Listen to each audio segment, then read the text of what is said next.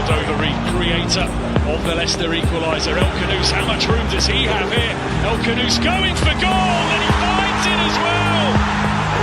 What a turnaround here at the Tottenham Hotspur Stadium. 4 minutes, Leicester have soaked up so much pressure. Fatawi jinking feet to get beyond his man, and the header from Jamie Vardy makes it 2. Wood should score. Wood was Knockout. Yes! Yes! Anthony Knockout has done it.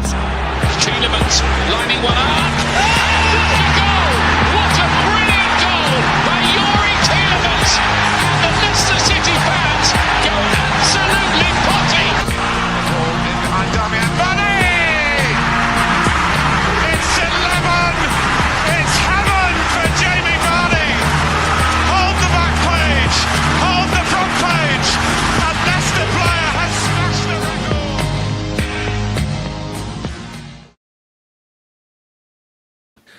Good evening and welcome back to Blue Tinted Glasses, the best Leicester City fan channel on the internet. It is match day. It's midweek, 7 o'clock or 7:30, and it's time for Leicester City away at the Manchester City Stadium, the Etihad, whatever you want to call it, whatever they call it these days. It's going to be an interesting game, of course. I'm joined by Anil. Anil, mate, how you doing? Doing well. It's springtime. It's still light outside. Then we're deciding to watch ourselves get beaten again instead of going out and enjoying it. How could you not be feeling top of the world today? How are you, Docs? Yeah, man. It's been a while. It's been a while since the last game. I've been dreading today for quite some time, mate. Yeah, because it's kind of like, on every show for the last 2 weeks, we've said things like, at least the weekend or the week hasn't been ruined by Leicester playing, and now we come to the day where our day is going to be ruined, because it will be ruined. Tonight will be a miserable night. I can guarantee that. Right. Let's see who's in the chat before we get into to everything. So Zaid is here. Hello to you, mate. Daniel O'Connor, evening, gents. Good luck tonight. Hopefully you can get a result. I'll be praying for a result against Liverpool in the derby, but fingers crossed for us both. Good luck to you, mate. I don't know who I want to win this game, Leicester, because I support them. But if we do win, I have to get a blue Bozka. Oh, he's made a bet. Yep. There we go. DP's here as well. Hello to you, mate. RVN out. We're going to be seeing some of them tonight, I'm sure. Going to watch this one from behind the sofa. No changes. We'll talk about it in just a second. Evening all, a defeat is likely, but I just hope the players play like they care for the club and its fans tonight. Hello to you as well, Rich. And yeah, man, long time no see. And Dolbster says pathetic lineup. Well, let's talk about it in nil. Obviously, it's on the right hand side of everybody's screen. There is the lineup, unchanged from the last game. How are you feeling about that lineup, mate? I swear, Rude Van Nistelrooy, right? If it's not working, don't fix it. That's his motto. Absolutely insane, in my opinion, especially given that the last game we played was really poor, really. A 3-0 home defeat to a pretty poor Man United. And it's just exactly the same lineup, the same team, the same tactics. How can you get motivated for that? I mean, he could have favourites or whatever, but he needs to freshen it up. And, I just shared with you a link before we came on, but the news is that Jeremy Wonga will not be playing for us this season. He's going to wait until he's 16, so who knows if we'll even ever see him play. So, I mean, it's like, where's the excitement? I can't believe. Fair play to everyone in chat who's here today, because I was saying to Lux that my bet was we could probably have 10 viewers, because like if you slack this game off, I wouldn't blame you. But yeah, it's insane from him. Like, it's a definition of insanity. And let me ask you, Lux, and let me ask you, chat as well. Have you ever seen a manager that's been this stubborn before? I just don't get it. It's crazy because like he changed it to the back five. Yeah. And obviously, you could argue we were even worse. I mean, we're worse going forward. We're obviously a little bit better, marginally better in defense. Yeah, I know. But yeah, and I think this is it now, because we spoke about it the other day on the show. I just think he'll continue with this now, this back five until the end of the season.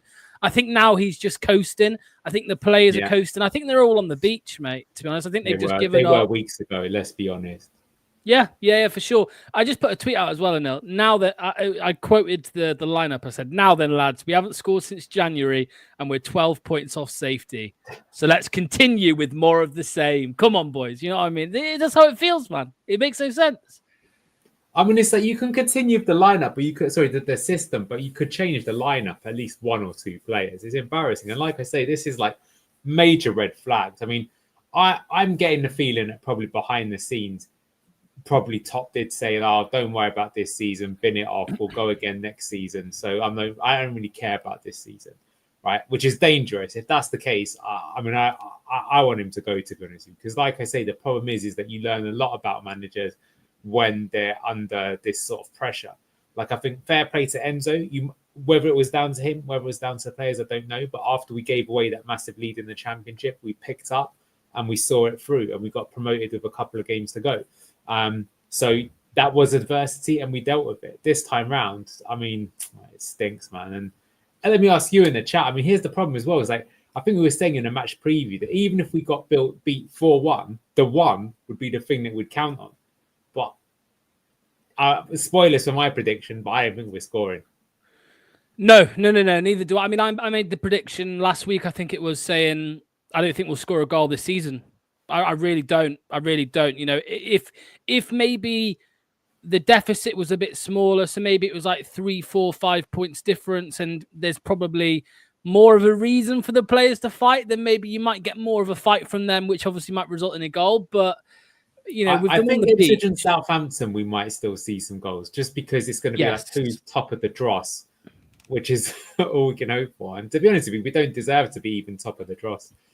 They all got burnt many weeks ago. They're in the pin. They're in the pin.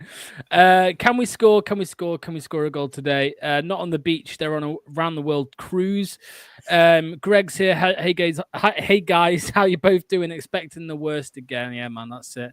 Expect the worst, hope for the best, and the best is a goal. I mean, this is it, Anil. Like, would you? This sounds crazy what I'm about to say, right? But as a football fan, but come the end of the night, if we've lost 4-1, I don't know about you, but I'm just happy that we've scored a goal. That's crazy, isn't it? I mean, it's crazy. It's just so apathetic. And yeah, I mean, like I say, just looking at this lineup it's pathetic from Ruud. Like, try something, make one change, get us something. I mean, are we going to see Patson Daka operating as a 10 for another 90 minutes? Oh, look at my face. You're supposed to be excited coming into the match. To all those away supporters that have gone tonight, I salute them so much. That's got to be so depressing seeing that team lineup when you roll in to the defending champions. The only thing that is we're lucky is that Man City are having an off season, and actually it's the next couple of games that scare me more. When we get Newcastle and Liverpool, oh good grief, I'm not looking forward to those games. It's literally a few days away as well, isn't it, Newcastle? Yeah, big shout out to you as well, Danny. Smash a like and subscribe. Okay, we've got Kate with us to react. Kate, how you doing? I'm good. How are you guys? Yeah, not too bad, I suppose. Go on, Kate. The team news is there on the right. I know you've seen it already, but what do you make to it? Oh, it's just a bit of a broken record, isn't it? I would love to have seen something get a bit mixed up, because it's a bleak outlook at the minute in the Premier League, and just to try something else, just try something untested, untried, different personnel. Yeah, just to almost give fans something to chat about for who have gone all the way up there today, really. What do you, because Anil just mentioned Daka. Obviously, I know like you, Kate, for example, have said a few times in the past about having 2 up top. The problem though with Ruud is he's not playing 2 up top. He's playing him as like a number 10 or like a, you know, some people say a winger. He plays wider, doesn't he, as well? He plays wider, which was just really disappointing to see last time, because I think there's something there to be had. Like, you know, Daka's got the legs that Vardy's not, and they're both, you know, still reasonably quick. Daka's probably quicker than Vardy now. I don't really know why you play people out of position. I don't get why you don't play them in the position that they're supposed to be in. Like, Daka is really experienced. He's proven before he came to us. And why would you put the guy out there on a limb, really? It's not really fair on him, I don't think. Wait, Kate, are you telling me that Luke Thomas is not a left centre-back?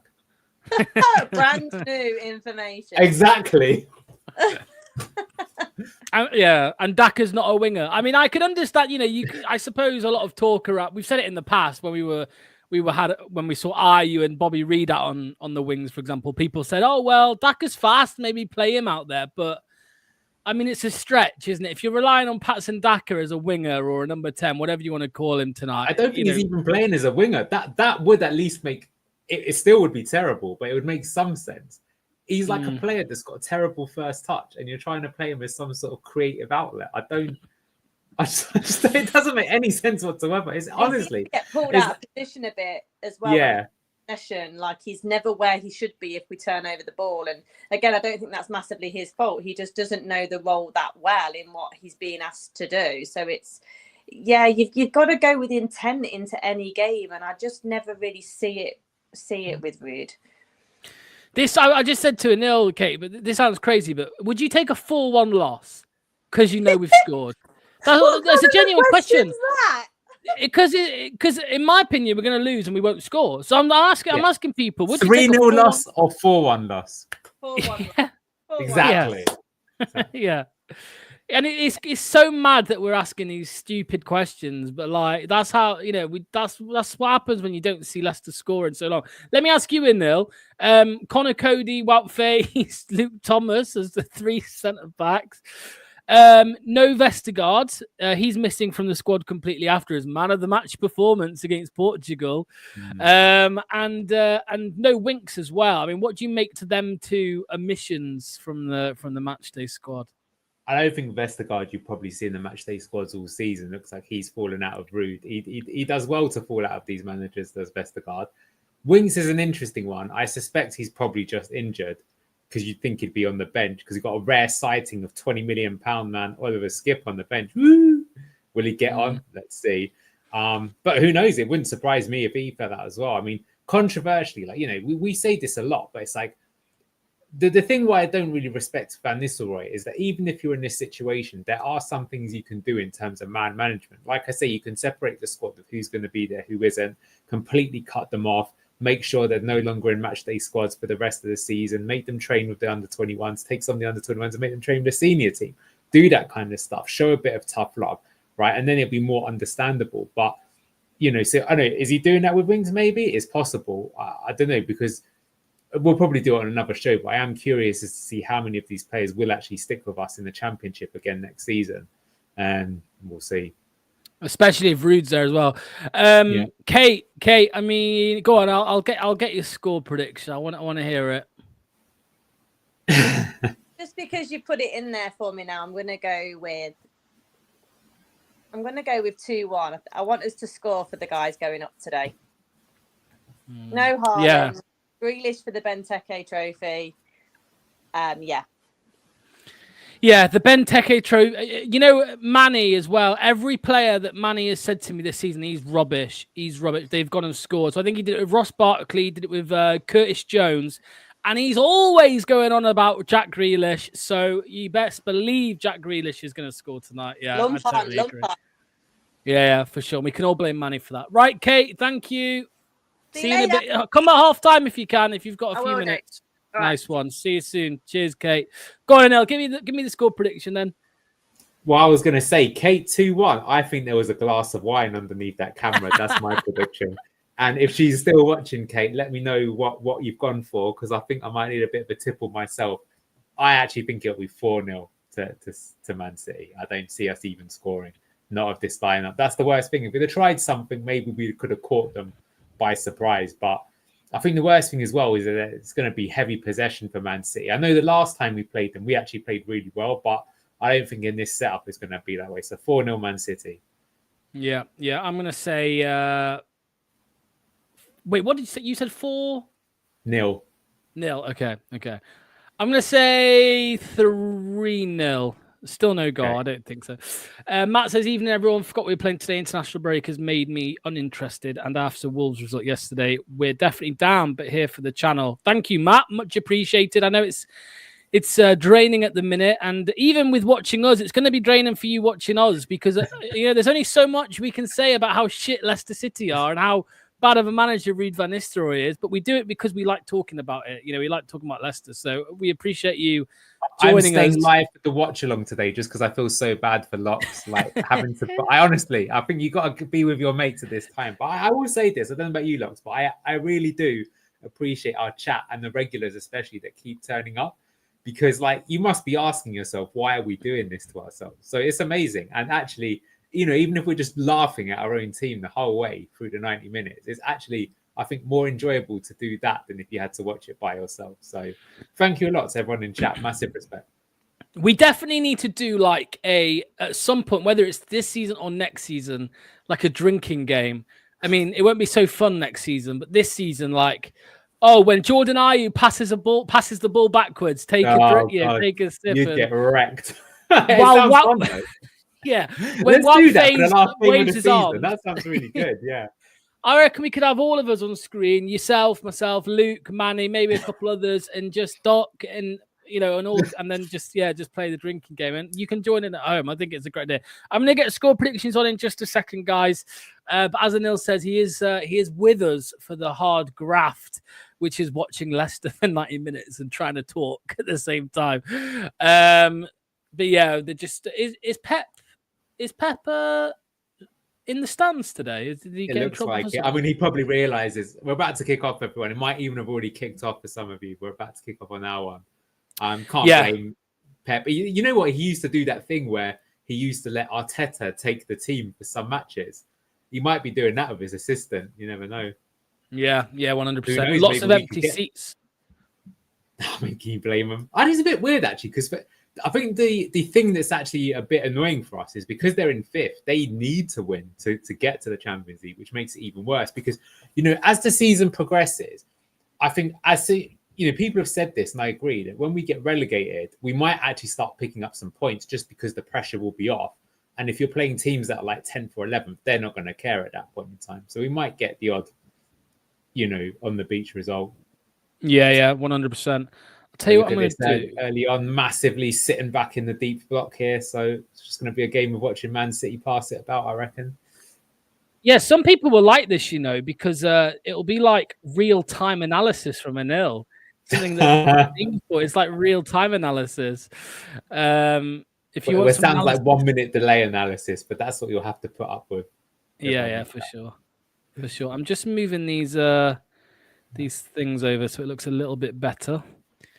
Ooh, ball into the box already. Yeah. Wait, do we normally wear white socks? Am I tripping? I didn't think so, but it shows you how much attention we've been paying to the team recently. Yeah, I swear I'm tripping. I swear we normally wear blue socks or something like that. I'm certain. But yeah, Pep's in the stands. Yeah, we do normally wear blue socks. Luke Thomas, Bilal, Ndidi. Okay, he's bodied off the ball. Is that Doku? Doku forward. No. Oh, it's all right. Ball across. Grealish. Fucking hell, man. Oh, my God. It's Jack. What were we just saying, Anil? What were we just saying about Jack Grealish and Manny and jinxing it? And he's won the latest edition of the Benteke Trophy, mate. I mean, that was indeed. He got past him. It was like 5-on-1, and he lost the ball there. Oh my God, man!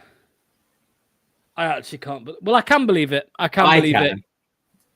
Yeah, Grealish, blame Manny. Hashtag Manny out. I've said that a lot of times. Who was that there, mate? Who's that on the right hand side now? Was that Marmouche?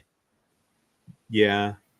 That's the thing, by the way. They don't even have no, I think that's Savinho. They didn't even have like a recognised striker. I mean, yeah, Savinho, I think. What do you even do in this situation, mate? You've had an international break. Everyone knows you're doomed as a football club. You're getting relegated. And your first game back, you concede inside 90 seconds, mate. I mean, So I mean, that is all a result. As Bilal has the ball, he plays a fairly dangerous pass in that aspect. But I mean, at least the pass hits its target. But indeed, he's just closed down. And what's weird in this system is he's not got the bounce pass to play it to. So he's surrounded. He loses the ball. And yeah, well, that's brilliant start. I'm genuinely gobsmacked. Like, I'm genuinely gobsmacked. Harjeet says, playing well. Just forfeit the game at half time, said Don Vito. Just to clarify, by the way, because I was speaking before the goal went in, we are definitely wearing different coloured socks. So I'm guessing it's because our usual socks would clash with their socks. Yeah, that's what slightly. I'm thinking. Yeah. I like seeing a bit of white in the kit, but yeah.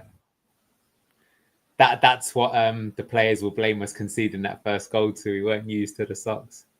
Yeah. They scored before I put my headphones on. Ridiculous. Problem Jack is, well, they're goes going to down. be super confident now as well. Oh, they'll be buzzing, mate. They'll be buzzing, Yeah. and we will be at rock bottom because I know they weren't already at home. They weren't all at the Seagrave for international break, but I'm guessing they would have worked on some stuff trying to improve, and they come out and they concede straight away. I mean. Did you see that stat there? It said that we've now conceded the first goal in 25 games this season, and that is a Premier League record for the first 30 league games played by any team. That's fucking bad, man. Here's interesting ones. I'm hoping for a 7-0 defeat and Rude sack. Do you reckon he'd even get sacks if we do that? Well, this is what I've been saying in shows recently. Like, I think I joked and said, I love a manager sacking, right? Like, because it's like, yeah, we're playing shit, get the manager gone. But I honestly can't see what would check. Like, my worry is you bring in a manager straight away, and that new manager then has to lose like 5-6 games, right, on the bounce, because we're not going to win them. So then he's already starting off on the back foot. The only thing I would advocate for, I suppose, is sacking Rude. Just going interim for the rest of the season, and then it would be Andy someone. King or that Brian, whatever his name is, the assistant. Yeah, Brian Barry Murphy, I suppose. Yeah, and then Yeah. if he picks up a couple wins, maybe then you never know, he might But get the job can full dust time. off his tracksuit bottom, get another couple of games on his coaching CV. Yeah, he's got 3, hasn't he? He's managed 3 games. It's crazy, man. It's crazy. The insanity continues. My prediction is for you can't do that, Bogner. It's cheating. Putting your score prediction after the game's kicked off. I did miss some backup here. Actually, how many shots do you think we'll have in this game? Yeah, let's play that game. How many shots? The problem is the way that it's going. I could very easily see us having 0. Yeah, Tommy K, the Forest fan who's always in our streams because he's not got anything better to do. You reap what you sow. You're stuck with Rude Ball. 7th minute and the fans are going way when they pass it around, man. Yeah. I'm coming to the score prediction. Sorry, mate. There was a goal straight away, so I missed some. That's poor though, isn't it? That was 90 seconds. That was almost Everton-esque where we conceded on the first attack, isn't it? Yeah. Ridiculous. 3-0. Can't see a score. And 6-1 says Planet Earth. 5-1. 7-0. Greg says 6-0 loss. I said the same last time I popped in. 3-0. What's our record loss in the Premier League era? I'll be honest with you, I don't think it will be something like that, just because the way that Man City play, especially the funny thing is they might go like 2-0 up and just be like, screw it, we're just gonna foot off the gas. Yeah, because they don't need to. They got bigger fish to fry than. We were beaten 5-0. I keep saying that the only thing that surprises me is how are we 3rd from bottom? Because, like, how can it be teams worse than this? Yeah, it's crazy to think.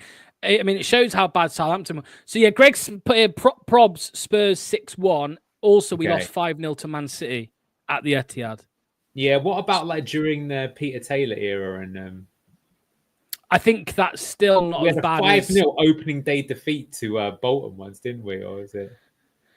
Yeah, so I think the 5 goals is the biggest. There's a few. There's a few of the games, but 5 is the biggest. Yeah, 5-goal deficit. We should change our logo from a fox to a tortoise. We love the banter, man. Or the Fox being hunted by the FA and PSR. Yeah. Oh, that was Long not ball a here. decent ball. Justin. Was that Wilf? Yeah, that was Wilf. Yeah. I thought our only chance of scoring was in the first 9 minutes with Man City fans still on the concourse. Graveyard FC strikes again. White socks are the equivalent of a white flag. Gundogan injured. I forget they've got Gundogan, how he went for a year and came back. Didn't they sell him for like 40 million or something and then signed him on a free a year later? No, I think they were both frees. Oh, were they? Okay. Man, Barcelona with their dodgy registration, not being able to register. Yeah. There's a lot of empty seats there. There's a lot of empty it's seats. always been called the empty had. Yep.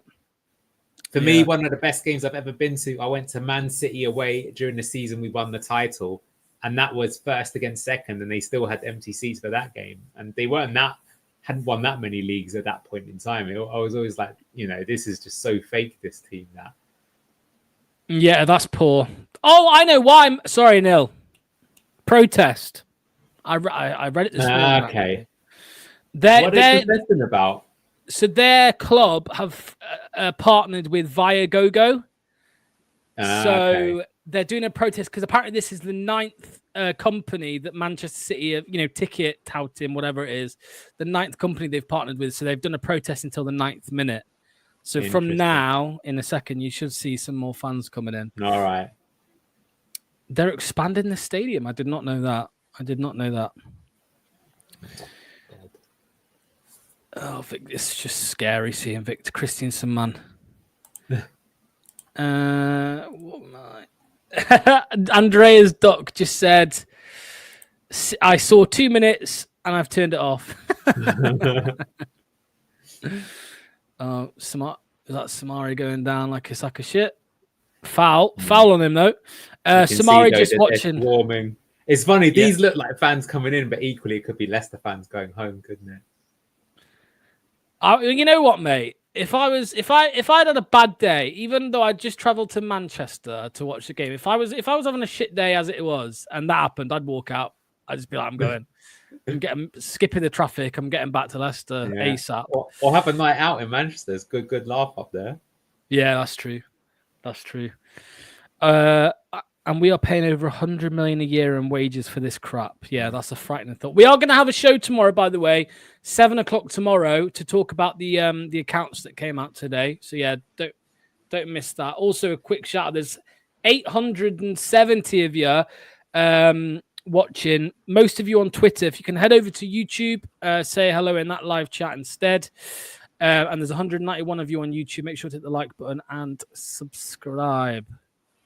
So I've got to say, from just analysing the game, I mean, this is pretty moronic from Ruud, in my opinion. So we're trying to outpass probably the best passing team in Europe.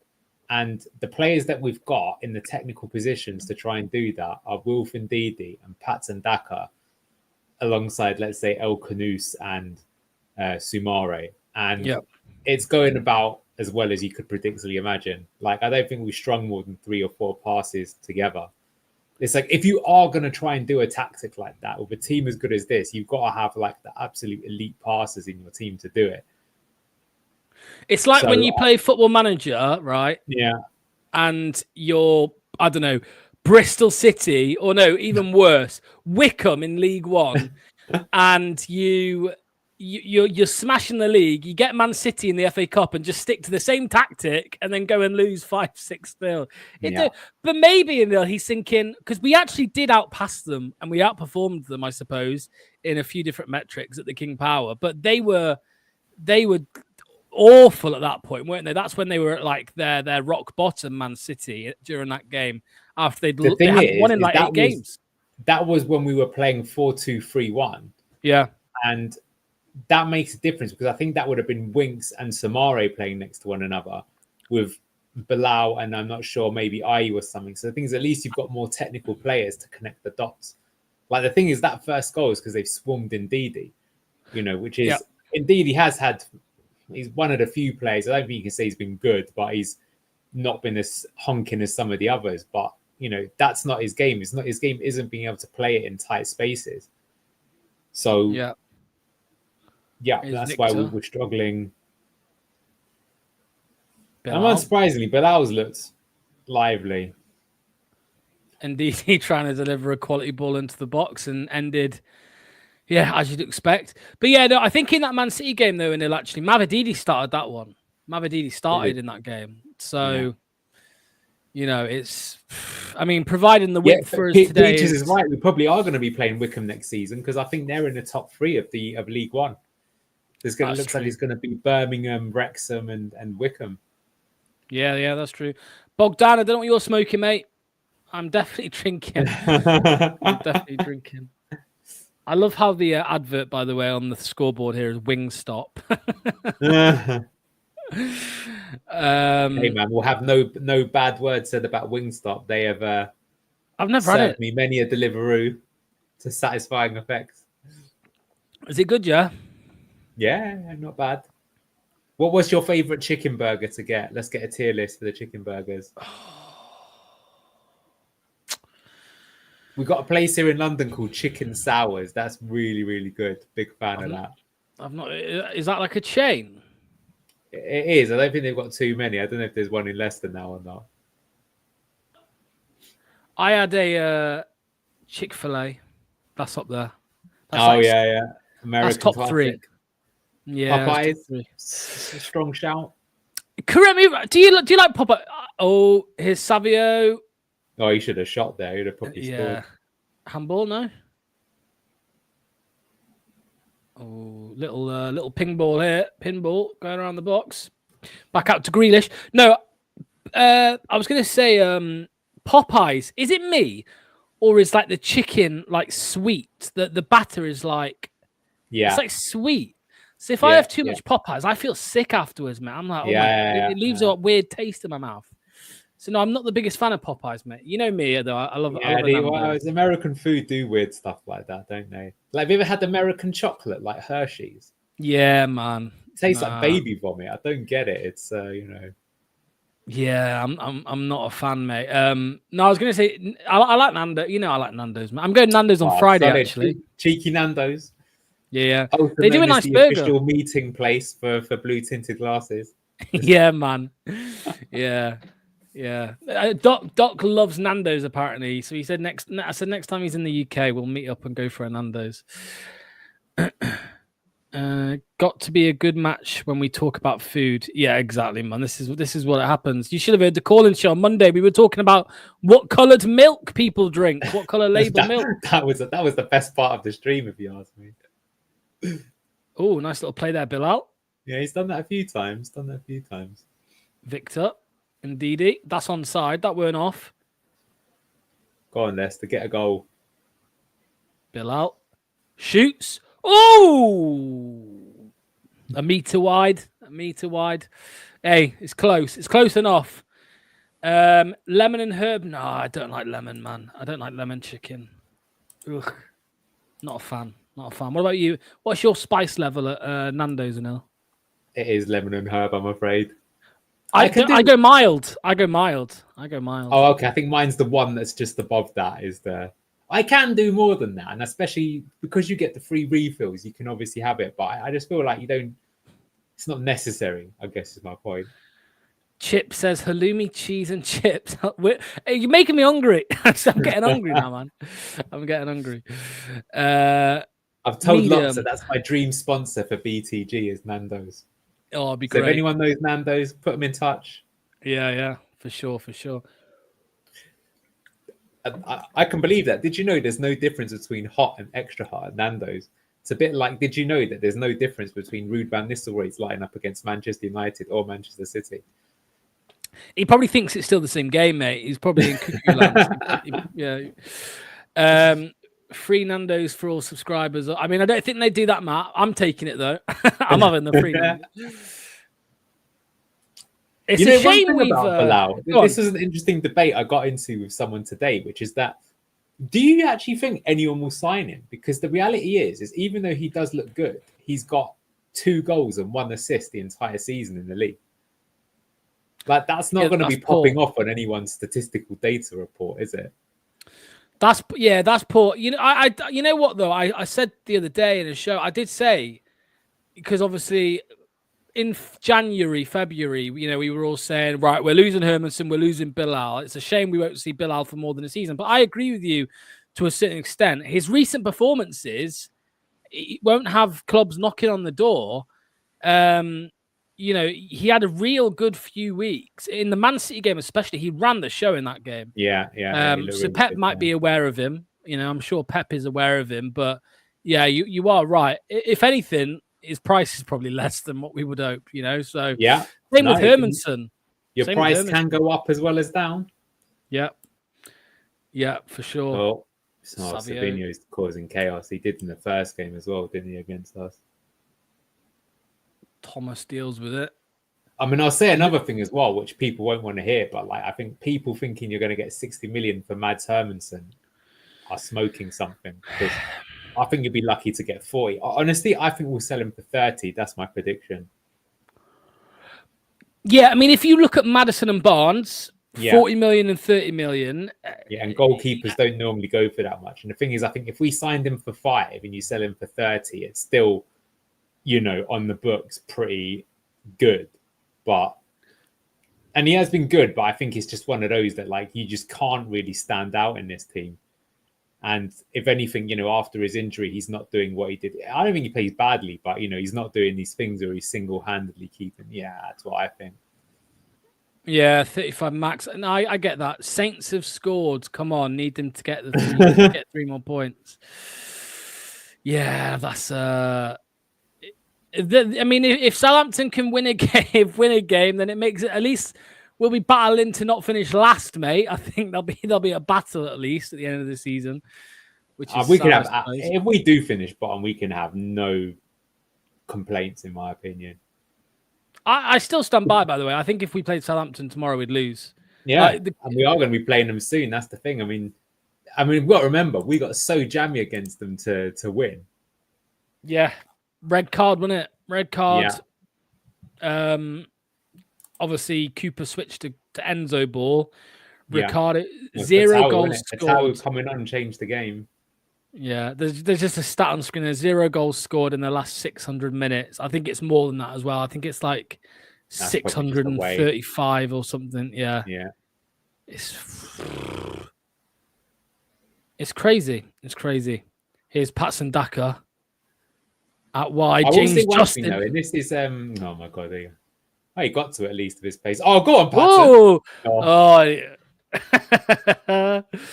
I mean, he did half the job. Yeah, but again, that's why you've got a player in that sort of position. He's just not suited for that. Yeah, like I keep saying this, like, Daka, if you want to get the best out of him, you just need it so he only ever takes one touch, and that one touch is a strike. That's how you got to play, you know. And then I think you could get goals out of him playing that way in a certain system. Link up is not his game. Oh, here we go. Here's Savinho. Ball across. Need to beat it, Peaches, means Derby are still the worst side in history. Yeah, there's still a risk of that, of them being the worst side in Premier League history, beating Derby's record. Yeah, but you know what? Even if that happened, would they really be the worst team? Because I think when Derby did it, the league wasn't as strong as it is now. Yeah. Other clubs will take advantage of our financial situation. No reason for them to overpay. Yeah, I mean, that's a fact. We do need to sell. Somebody, but I agree with what Anil says. The prices aren't going to be what we'd hope. What they would be, because I mean, Hermanson, like you mentioned, he's already not going to be valued that much because he's a goalkeeper. But then throw in on top the fact he's not played amazingly recently. You lads are going to break the record for most football content created off 0 goals. You're right. You are right. Yeah, you are right. There's only so many analysis shows you can do, whereas yeah, that's Let's true. take a look at that one Bilal El Khanous shot that went off target again. There should be Man City, they've not really done much since they've scored the goal, have they? No, not at all. I was going to say there should be a stat nil for goals to beer ratio. goals per beer or beers per goal. Yeah, beers per goal. I reckon we're on about 32 beers per goal at the moment. Oh my goodness. For Leicester. It's not good. Is it Carlsberg you drink? Or No, Heineken? no. Mate, I had the Carlsberg a couple of weeks ago and I was nearly vomiting on screen. It was horrible. Oh my god. Yeah, it's not the best. Heineken. Heineken, right. Strange thing is Derby want that record. Do they want to keep it? I mean, I kind of get it. It'll be banter. It gets to a certain point, right? I was there to see that. I'm a true supporter. I saw the worst team in Premier League history. And I went every game. I sort of get it. Yeah. Rude's going to break all the wrong records. Yeah. He already has, isn't he? I don't think he could... He's broken a lot. He's broken a lot. He himself is the broken record of his team lineup, isn't he, as well? Yeah. I love watching Vardiol, but I think he's cracking, mate. Vardiol. Yeah. I have to say, Guardiola did quite well with him, to be honest with you, because he's turned him into this sort of inverting player that can join the attack. Like, he scores a lot of goals for a centre-back, Guardiola. I've just seen Wilfred Ndidi pick the ball up and run into a corridor of about 5 Man City players to then just lose it. I mean, what's the point, man? Honestly, it's like at what point, Anil, do you just think, as Ruud van Nistelrooy, do you not just think, right, we're fucked, we're going down, let's just score a goal and go attacking, play, I don't know, 3 at the back, you know what I mean? You just need a goal at some point, man. Give the fans something, you know what I mean? It's why are we relying on Wilf to do that though? Because if you notice that the 2 players that are sitting now is Samari and Ndidi, but it's Ndidi that's driving up and it's Samari who's sticking, and I just think that doesn't make any sense.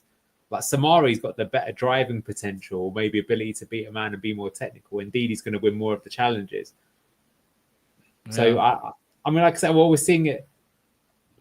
Like, on paper, playing this sort of 3-4-3, a lot of us suggested you could play this sort of style, but it's like the players that we've picked to play it are the wrong ones. Like, it shouldn't be Daka there. It's got to be Facundo for me, or someone, maybe it's got to be someone who's got a little bit more guile and touch to them than Daka. Daka could be the guy up top. And then what he's doing is, again, indeed, he's up here. Oh my. I think it's actually stayed in. No, it hasn't. I mean, where's money? Why is that Ndidi? If that was Samari, you might get a better result. I mean, this is just like, it's mental. This is just amateur level football. And again, this worries me because if you're making these kind of basic errors, then I don't see. Yeah, it's fucked, mate. He's been found out in the Premier League, but I'm worried he's going to get found out in the Championship. There's a Leeds fan here. Enjoy the Championship. You're getting relegated. Aren't you level on points with like 3rd place or like only 1 point? Don't count your chickens just yet, mate. We might be seeing you next season. The only thing is that they're playing Sheffield United and Burnley are playing one another. Oh, so, really? Yeah. So that means that they're both going to drop at least 2 points. Yeah. I'm really struggling to find a stream, Alex. Yeah, we've had a few issues ourselves, but we've got one at the moment. But I think might be a few minutes away. Mr. Fatawu, you should know better than this. You can't be saying things like that. That is a time-out offence. To be fair to Mr. Fatawu, he didn't specify which team it was for. So unfortunately. Yeah, that's true.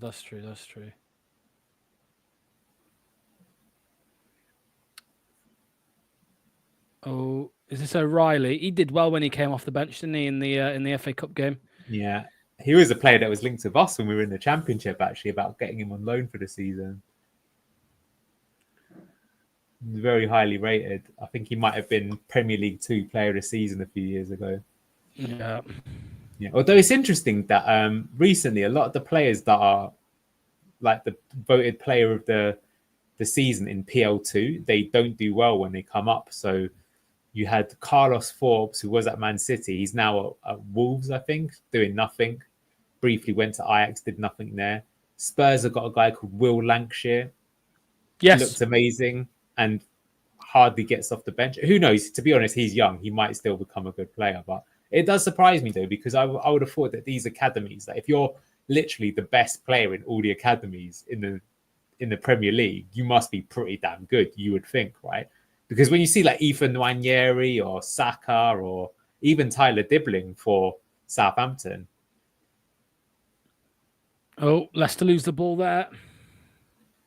Savinho again. I was going to say, Mr. Fatale, where's the comment there? I think he actually said Leicester City. What have I told you? That's your last warning. That's your last warning. I didn't time you out the first time because you come on the call-in show, so I was giving you a bit of leeway. Not again. Otherwise, you're timed out. Please. It's April Fool's in Guam. Yeah, but he doesn't live in Guam. Okay. Doku on the left, up against Mr. JJ. Oh, here we go. This is textbook Doku. Circulating the ball here. Guardiola. Oh, great clip through. Oh my God. Oh my God. What was that? Just dropped his price that's his first clanger of the season there. Was that him or what phase though? No, that was Mad's mistake. Was 35, he's down to 25 with that. If he wants his move to Man City, he's gone. He's just killed it overnight. Is that a Dane making a mistake for Leicester? Who would have thought it? Marmouche, of course. Wow, I want to see the replay of that though. It looked like a simple ball, didn't it? Yeah. I think it was Diaz. Yeah. Let's have a look. Oh yeah, got to do that. Ball in. Yeah, it's onside. It was kind of it was just a coming together, wasn't it, between both of them, Fass and Hermansen. I don't know, man. I don't know if I blame Hermansen. FaZe could have done better there. FaZe could have done better. Yeah. I don't know. You know what, though, mate? You know what? Fass will gaslight Hermansen into thinking it was him. You know what I mean? Like Fass will be like, I don't know, weren't me? You know what I mean? Yeah. Is it? I'll change the I know, guys. I'll change the scoreline. It's 2-0. Bloody hell! 30 minutes on the clock. Manchester City 2, Leicester City 0. Shocking. This is how bad it's got. You two not even getting mad anymore. Yeah, Anil, but this is what it is, isn't it, mate? We're not mad anymore, all right? We've kind of just accepted it, and we're in that just full on depression mode. I mean, we're going to the Championship. There was never any. We're so many points behind. There's no chance of it coming back. But I think the sad thing, though, is just more that, like, as I say, I mean, oh, God, is it? No. Oh, over the top. Oh, I think the floodgates have opened now. This is the problem. Can you imagine as well, believe it or not, we've got away with Haaland's not even playing for them, but you've got Marmouche has obviously scored already, and you've got Grealish. I can't believe that Nico O'Reilly's surely going to score in this game. It's just got it written all over it, isn't it? So, and yeah, so far, the only thing we've done is we had that canoe strike from outside the box there. Yeah, but at that point, we were already 1-0 bloody down, weren't we? Thanks to my mate just messaged me saying, reckon tonight is a blip on the road to safety?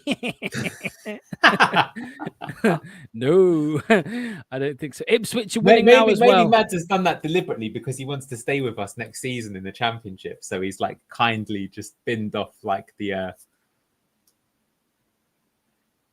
make sure that no one wants him.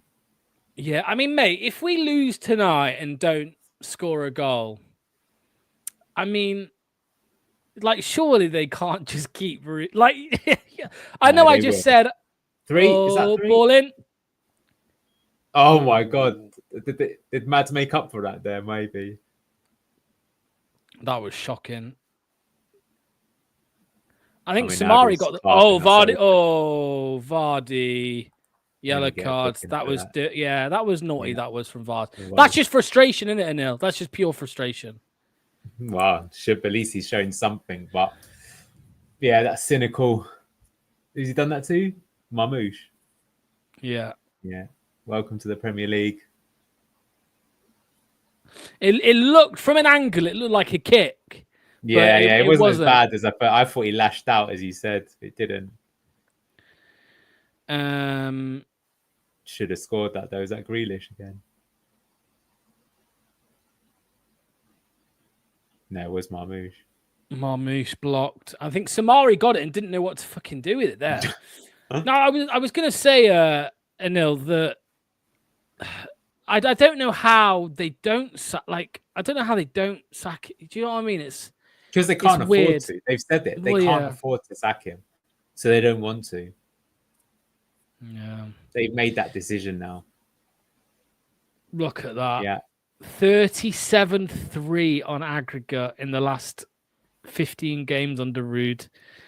That's frightening. That's frightening, man. Free kick for City. City. Gundon to take. Should have kept Cooper. They're not the only city. They're not the only city. Yeah. Did he know what he was doing? I don't know if he did, man. We don't need to go over this again. We already know this. Cooper, it was right to sack him. It was just we hired a fucking bozo instead. Bet the stadium will be half empty Monday night. Vardy, how has he still got it? I could see Vardy getting sent off here, you know. Yeah. Is that a penalty? That looked like Justin came off his feet there. They are adamant it's a penalty. It's going to go VAR, of course. Let's have a look. Yeah, penalty. Yeah. Penalty to Man City. That's got to be a pen. Yeah. Oh, I don't know actually. Because he was already going down 1-0. He was already going down and he still managed to kick it.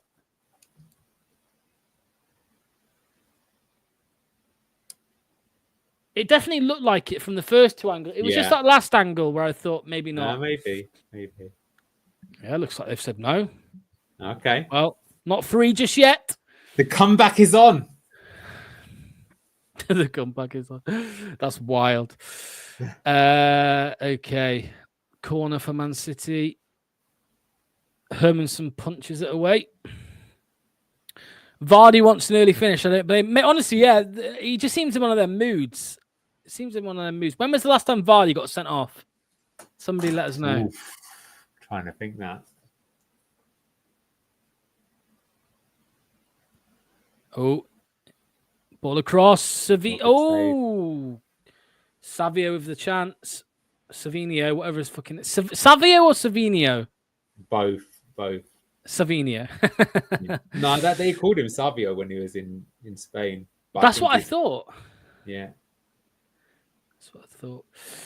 Great save. Imran says, yeah, good save. Just tipping it over the. This is the sad bit now, though, isn't it? No, because you can't even get. It's been like this for weeks. You can't get excited about fucking good saves and goal line clearances anymore.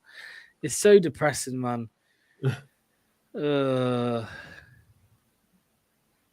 As I say, I mean, we haven't worked them at all the entire game. So that's the issue, is that if we don't get battered, I don't see how we're going to score. That's crazy, though.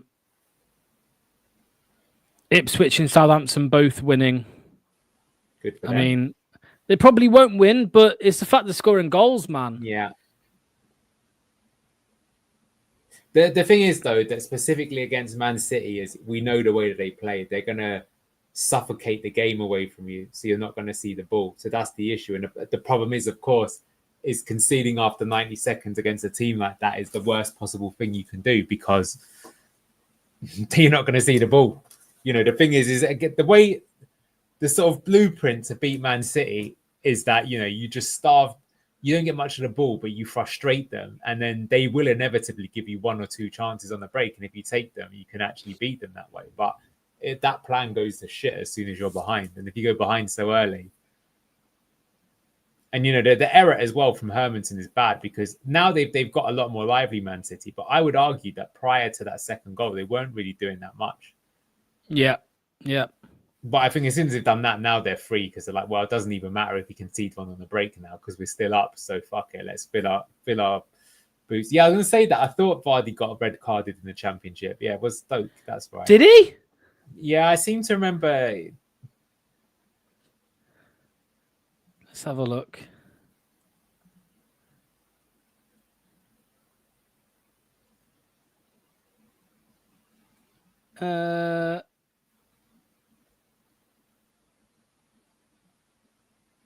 Luke Thomas falling over like. I think that came off Justin's head there. He blocked it with his head. Savinho, Gundogan, Grealish. Yeah, the funny thing with Savinho is obviously he wears his Mahrez's shirt, but he's no Mahrez. Or Mahrez, as another content creator like to call him. Yeah.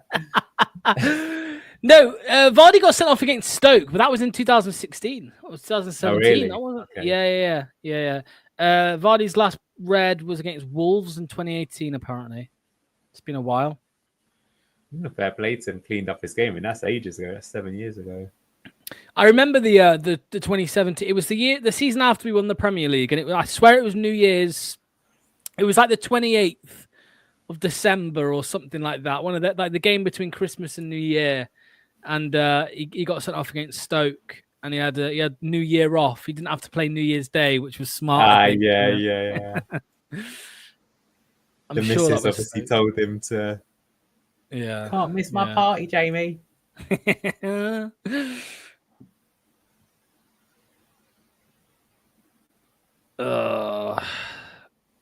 I've barely seen Cody.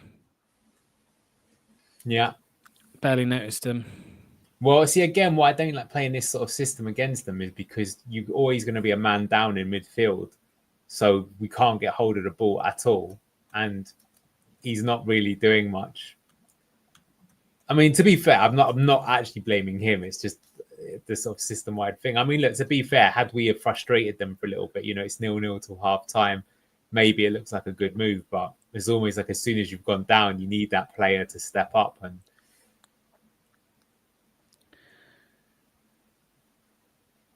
Diaz. Yeah. Because, I mean, this is quite reminiscent, really, of what we were doing in the Championship, where you just got one team just parking the bus and the other team just having to be patient and knocking it around, but they're already 2 up. So, I mean, the teams in the Championship were more of a threat on the counter than we are. You know what I mean? Yeah.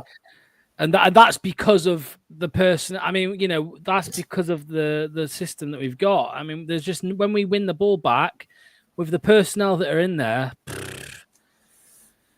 We can't do anything. How shit are we, guys? We are finishing bottom of the league. We deserve to be bottom of the league. We're lucky that we didn't get the points deduction, because if we did, we would have broken Derby's record.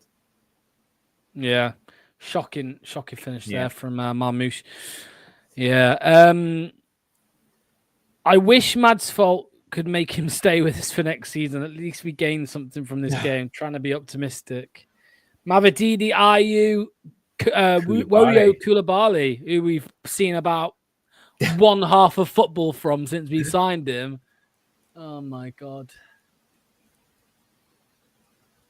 It's a weird one, that is. There's Reedy in the stands.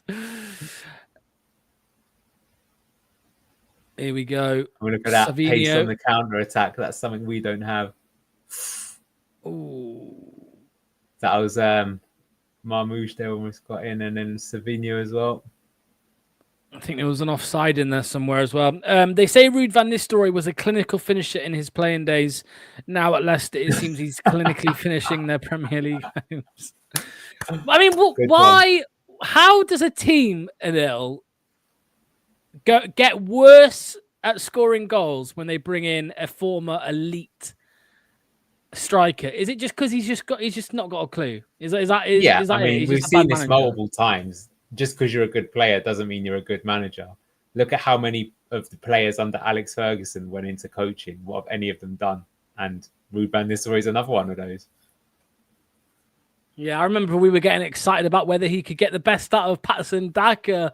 Feels like a lifetime ago, mate. We had these bits of optimism. He claimed that himself, didn't he? And the way he thinks to get the best out of Patson Daka is to play him as a creative 10 behind Jamie Vardy. Can't make it up. With Wilfred and Diddy supporting the attack behind him. Do you think the players are just like, what are we doing here? What are we doing here, Gaffer? Like, what are we trying to do here with playing that Patson Daka as a 10? That's an interesting one, because if you think about it, there was much more dressing room unrest under Cooper than there was under Van Nistelrooy. But that doesn't mean that there isn't any. In fact, everyone in chat, if you know people, we need that guy that met JJ at the NFL to have another bump in with him. But what I suspect might have happened now, Lux, is that they might also have got the hump with Rude. In fact, I suspect they do. But I think that deep down, they'll know that if they were to say anything, it will just be like the boy crying wolf. And that at the end of the day, it's now been exposed that they're crap and they're not as good as they think they are. Great players like Bobby Charlton did not make a good manager. Exactly. Real JC Talks reposted. I don't know who that is. Real JC Talks. Any ideas? Right.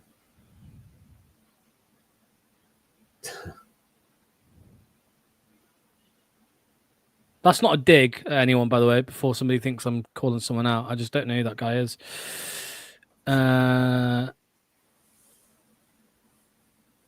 Real JC Talks. Oh, sorry. It's content creator.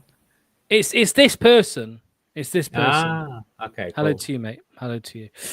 Get Liam Rosenior in. I mean, look, we'll have a lot of time to talk about this type of stuff over the summer. Well, look, we've got a summer full of content. We don't know yet whether we're going to be able to talk about transfers, because we don't know if we're allowed to make any yet. But well, with the financial information that came out today, it seemed like we're in a pretty strong place. So it depends on penalties and things like that. But I mean, admittedly, you are right that like once we go down, I mean, it's literally mentioned in the records that the loss of earnings is a catastrophic impact. So,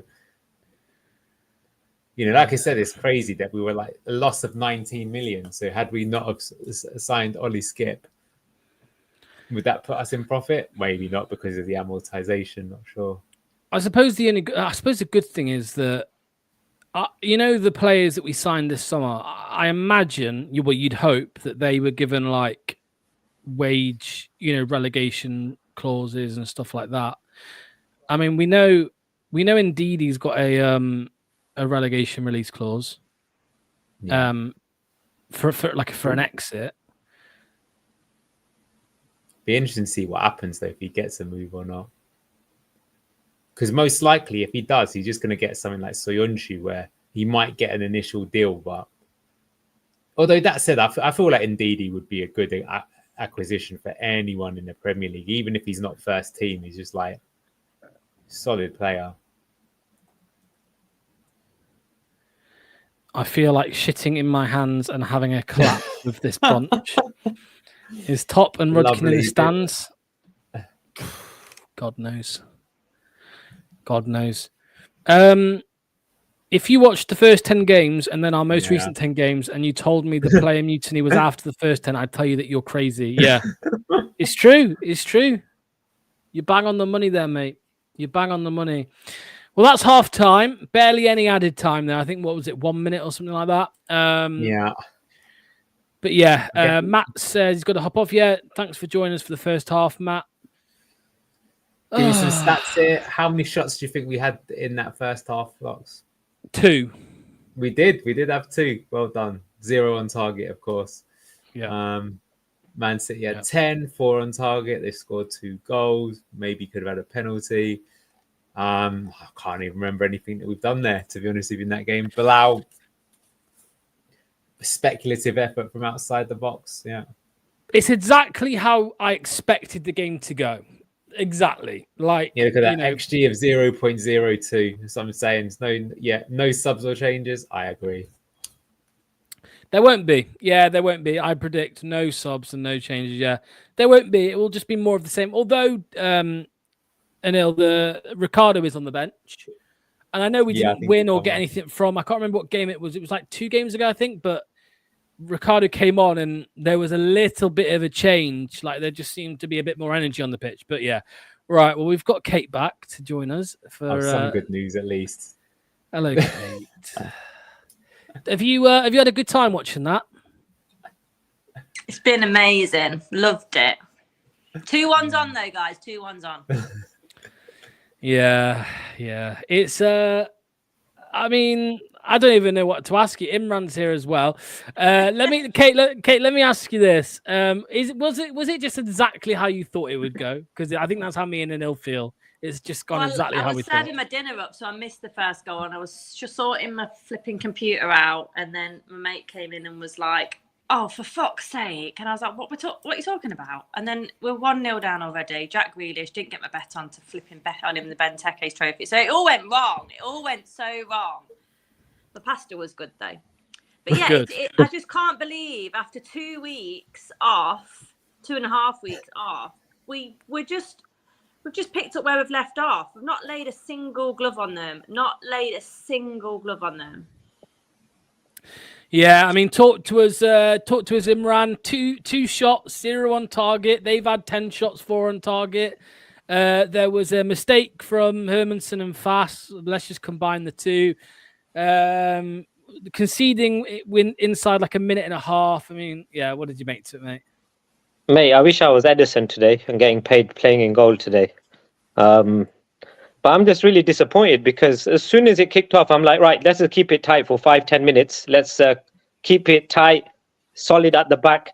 And what we're doing, we're passing the ball around, right? As if it's like, like we're Man City and we're at their ground. They probably thought that there was no Man City fans in the ground. They thought they were at home probably, right? Because all the Man City fans didn't come in the first 10-15 minutes. And I'm looking at Ndidi, and that is just. I know, Anil, you were praising him. He is a good player, but that is suicidal. That's what Manny. He did there. That's Manny who does that. That's Manny. Who does that. Okay, right, but that was suicidal. As an experienced player in Ndidi, you don't do that in the middle of the park. He had 2 opportunities to pass the ball, and he just got bullied off it, gave away possession, and bang, they score 1-0. So. That's relegation for me. Like that shows, and as Kate just said, 2 weeks they've had off. You would have thought they would have psyched themselves up, motivated themselves, but no. And that's why I'm questioning Ruud now, because what is he telling them when they're coming out on for kickoff? Should be telling them, keep it tight, lads. Make sure you fucking keep it tight. Don't concede, right? But he must be, yeah, let's play our passing game. Don't worry, we're practicing for the championship. What is this bullshit? Anyway, look, that's how I feel. I think that's what happened, right? Is we just came into it lackadaisically, and that's what's happened. 2-0 down. Anil, do you agree with this comment here? We just don't have a manager. You know what I mean? We don't, because he doesn't get stuck into them and do things and going. Yeah, he's made literally no changes since the international break. That's crazy. We're making the same mistakes.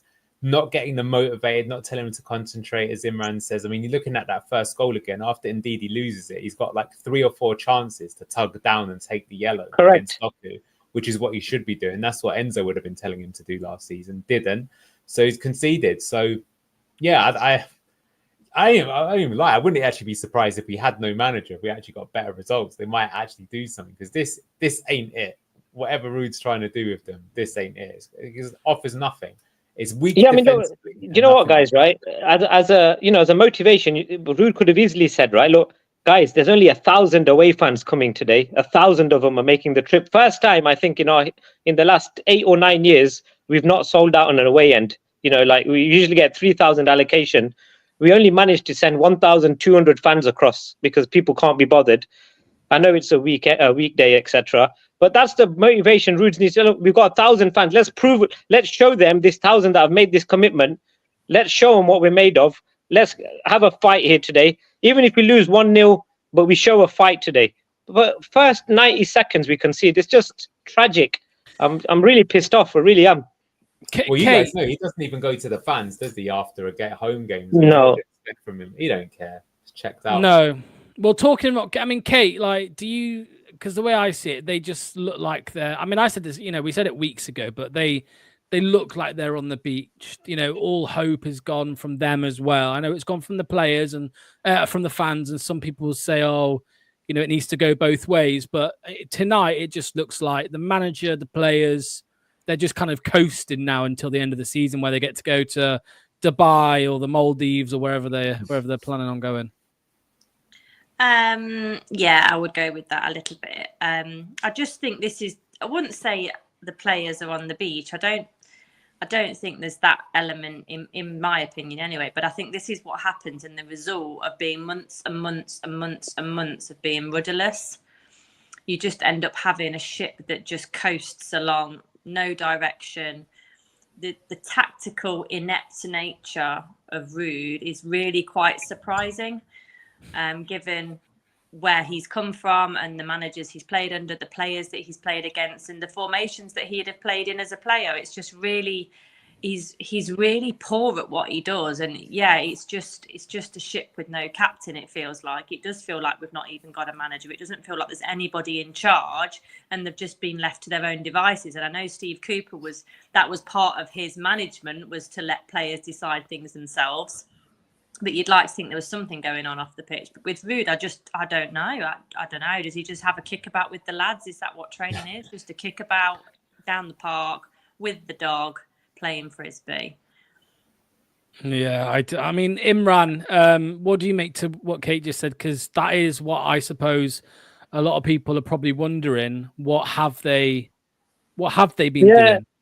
Look, it's Ruud's job at the end of the day to keep these players aggressive, right? I don't see no tenacity in this team. Like, okay, we're 1-0 down, fair enough. Okay, we can concede in 90 seconds. But then after that, at least try to win the ball, try to win a challenge, you know, get a bit dirty with Man City, pull a shirt.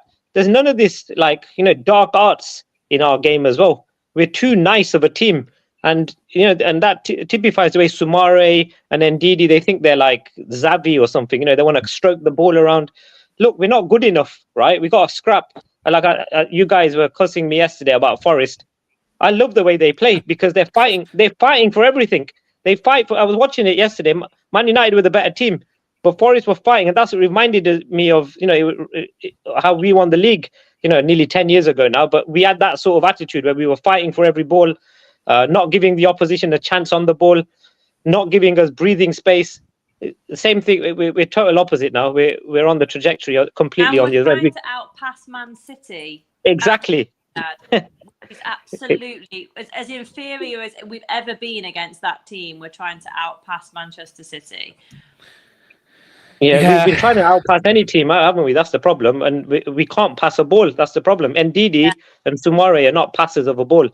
Exactly. So I just don't understand what Ruud is doing. Or why is Patson Daka is a creative 10, Imran? Yeah, and why is Winks not even on the bench? I don't even get that. Is he injured, or has there been a fallout? I think there's been a fallout, mate, with Winks, because he doesn't seem happy, but he's not even on the bench. So, and he's our best passer. I don't like the guy as a footballer, but he's our best passer, unfortunately, and he's not even on the bench. Well, Anil, it's okay because we do have a magician on the bench in the name of Oliver Skipp. Whoop, whoop. Yeah. Did you see Ndidi's cross, by the way? Yeah, we were laughing at that. I mean, we literally, so basically, Imran, this half, we were just saying from a tactical point of view, it's moronic tactics because, as you say, you're trying to outpass probably the best passing team in Europe, and the technical players that you've got in that midfield four to try and make that happen. You've got Wilfred Ndidi and Patson Daka trying to string passes together. In your back five, you've got no mobility. You've got Conor Cody sitting there, and it's just working about as you'd expect. It just doesn't make sense at all. So if you think about this game, the last time we played Man City, we lost 2-0. But we actually played pretty good in that game because we played the 4-2-3-1. We did actually have Winks in the team that day and Bilal, and we had better players to pass the ball around. So this is just like, it doesn't make any sense at all from just the coaching manual. It doesn't make any sense to try and play this way.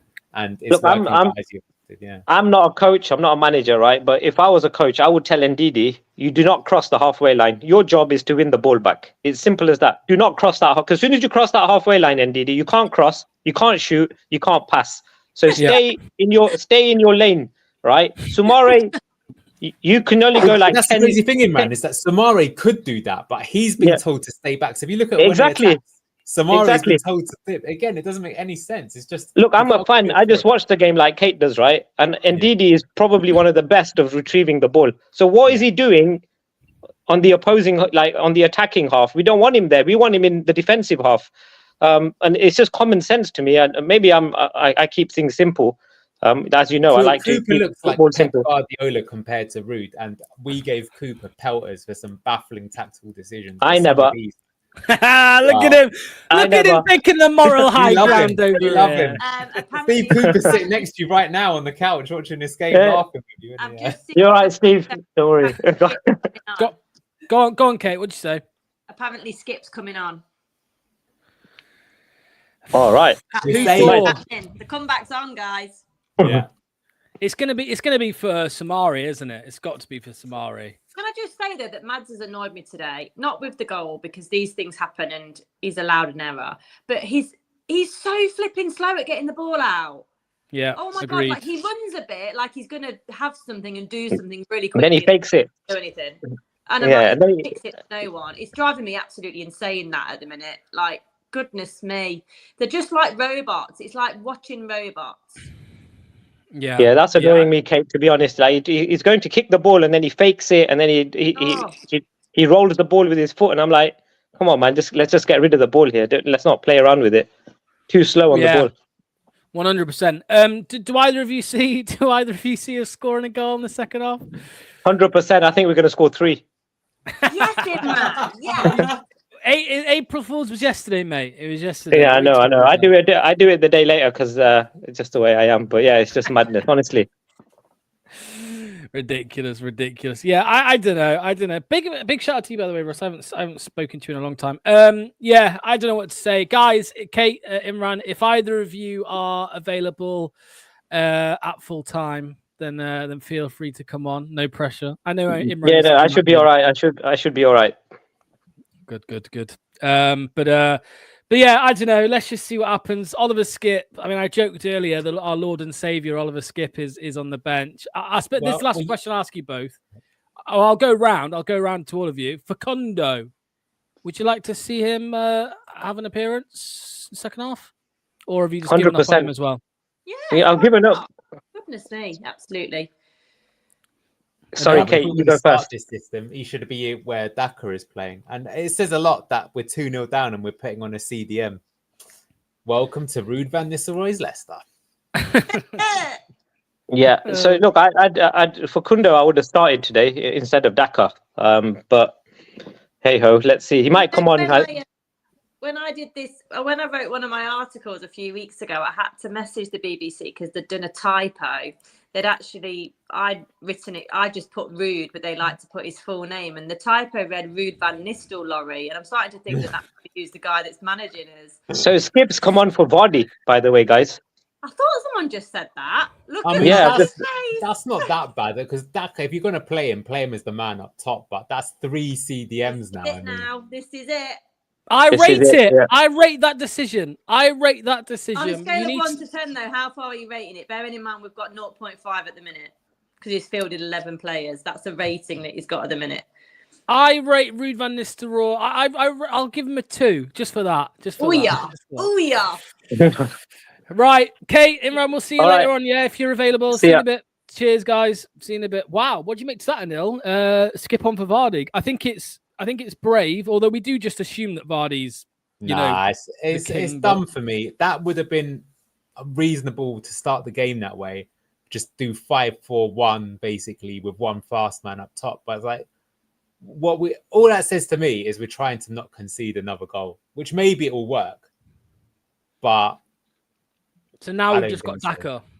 So it looks like to be fair, so if you were going to play against their team where they're going to suffocate you, as I said, the blueprint to beat Man City is just to be really tight and defensive and have some sort of threat on counter-attacks. And to be honest with you, like Claude Puel used to do it all the time. He beat, I think, Guardiola twice by playing 5-4. He used to play Mendy, Ndidi and Chowdhury in the midfield 3.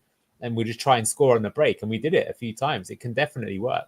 But here's the thing, Logs. We're 2-0 down. So, as I say, other than maybe we don't concede another one, And that's the thing. The funny thing is we said this before. It's like, would you rather the game ends 2-0 or would you actually want the 4-1? I would take the 4-1. I want to see a score.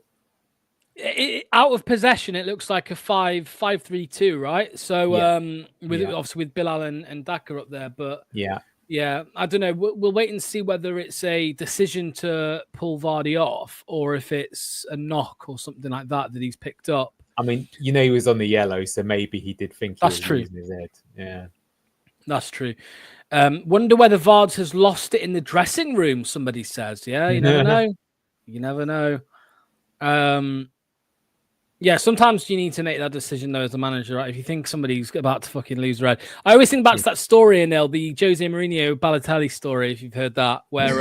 yeah. It was like, I think it might have been the Champions League game, and he got a yellow card just before half time, and Jose spent 13 minutes telling Balotelli, do not get sent off, and then 10 minutes into the second half, he gives away, takes another yellow and gets sent off.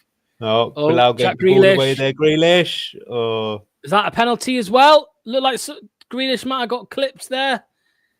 Here's smiling.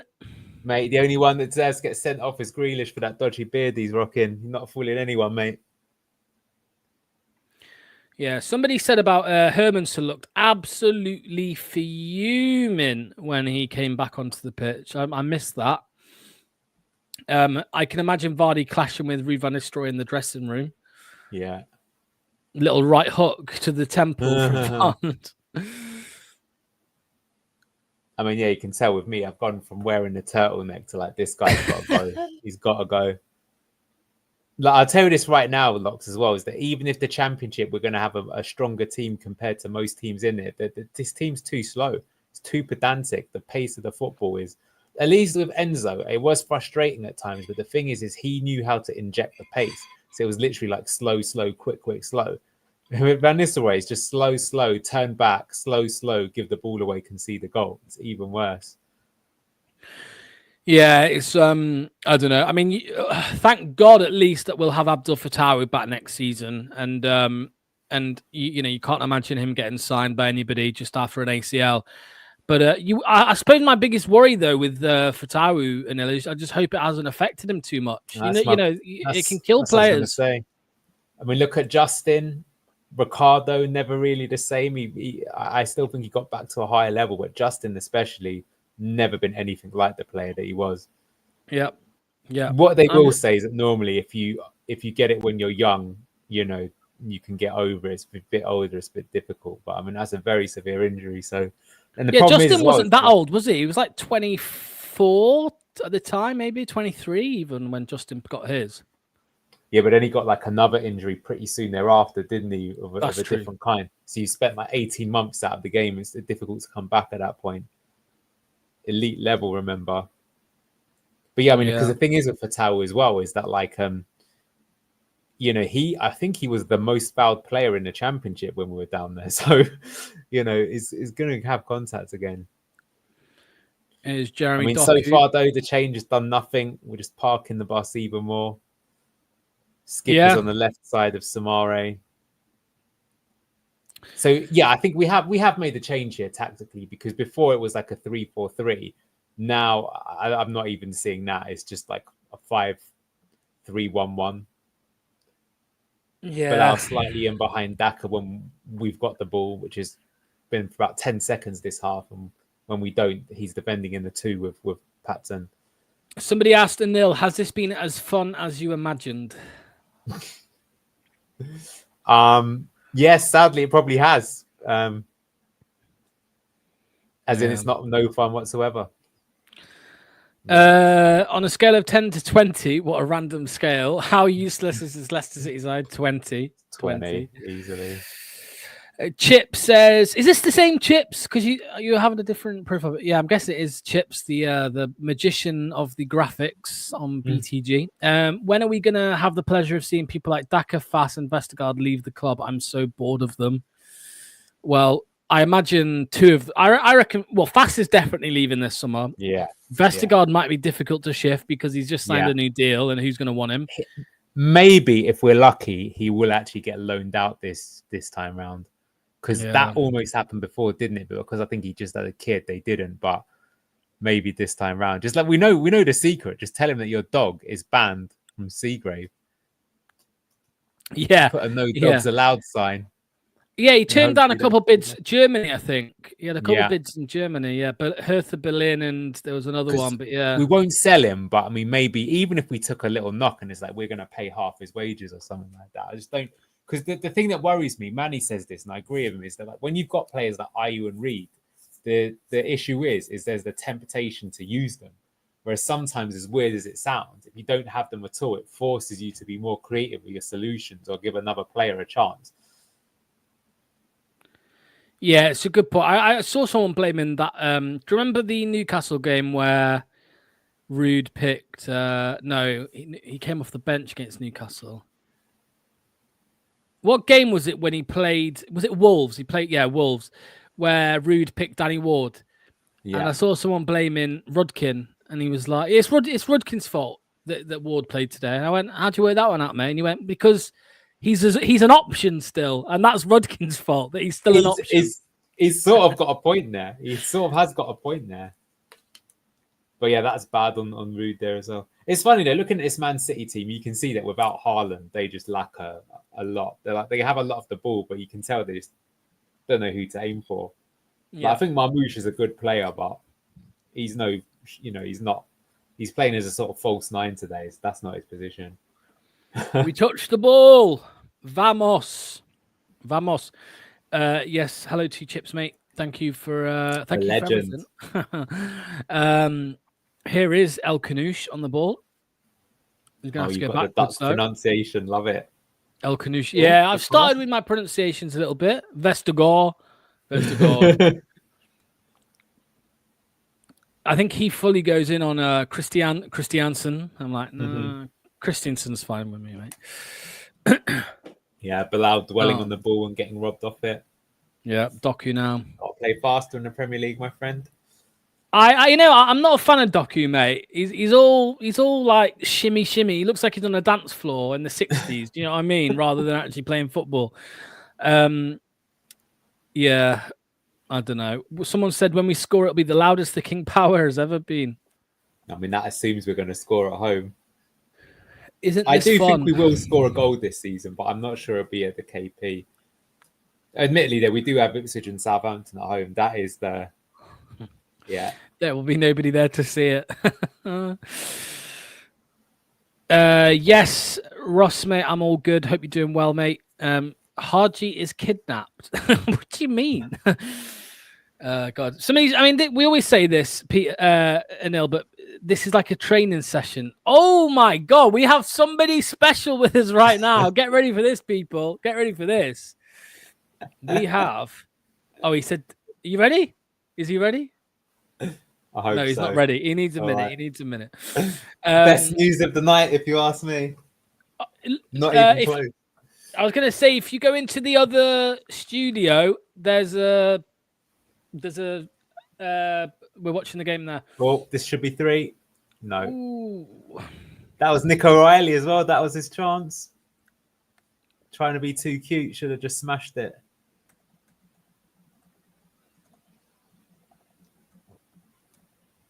Would you sack Rude if he lost this game tonight? Asked Ross. We've been saying that for a few weeks, haven't we, mate? Yeah. Oh, dear. Imagine we just pulled out Rodkin. Yeah. Go on, what were you going to say, mate? No, I was going to say that given that we sacked Cooper, Van Nistelrooy should have been sacked twice. Way worse. It's almost like he wants to be sacked, but we're making him sit through it just to put him on, just to put him in hell. He's just keeping him in a job now. It's because of the finances, mate. It's the only explanation at this point, isn't it? We just don't want to. Yeah, but maybe ask one of the people if they want it part time, because the thing is that if especially he's not kept on next season, then it's just going to make the fact that we've kept him on even worse. I don't know, but for what it's worth, for right now, he cannot be here next season. Unfortunately, I think he will be, but I don't think it'll end well. I'm thinking, is it so that maybe they have to wait until June the 30th, right? You know what I mean? For the next window, the next PSR reporting period, the accounting period. Maybe they'll wait until then to sack him, but that's late, isn't it? June 30th. That's late in. Do you know what I mean? To sack him. To keep be him around that fair, long. no one is going to want this job right now. So the only way is you would have to ask someone internally to have it as an interim position.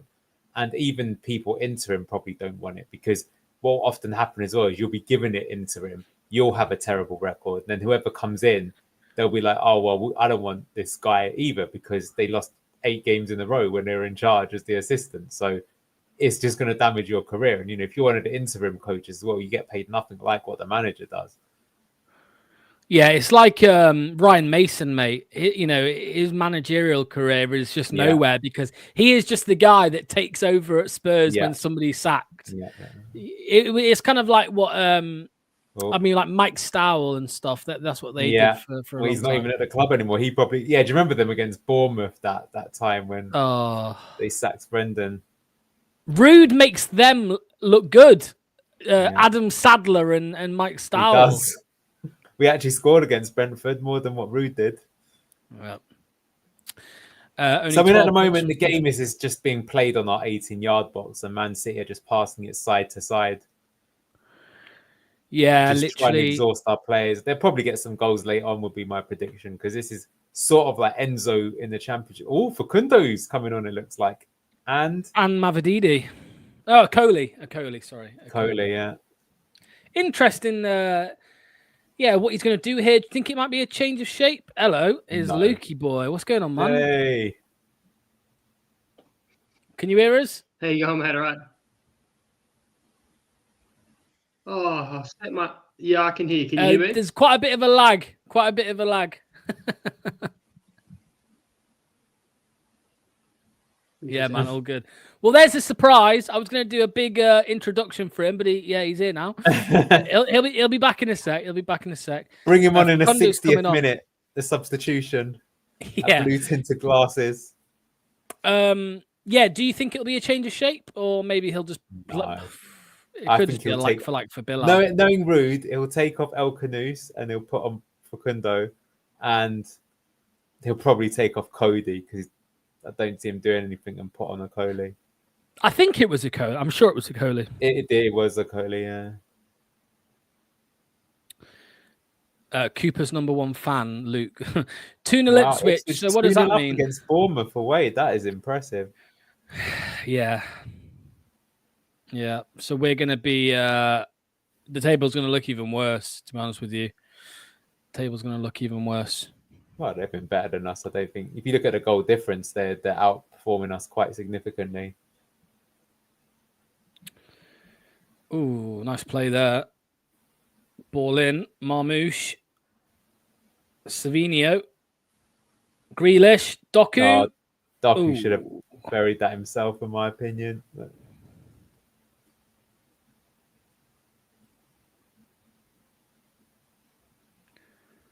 Just waiting for the substitutes, both substitutes, Rude substitutions, and also Man Luke. City needs someone. Luke as well. Yeah, get Luke in very, very soon.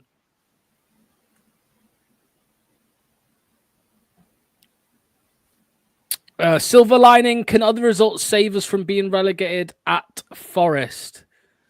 I think we are going to be down by the time we play Liverpool, is the current. Yeah, there you go. Canoes for Bonanotte, as predicted. And, okay, so he's probably going to move Luke Thomas over to left wing back, I imagine, and putting a Coley on there as well. Mate, just talk to me a second, man. How fucking crazy is that? El Canoes off. I mean, why?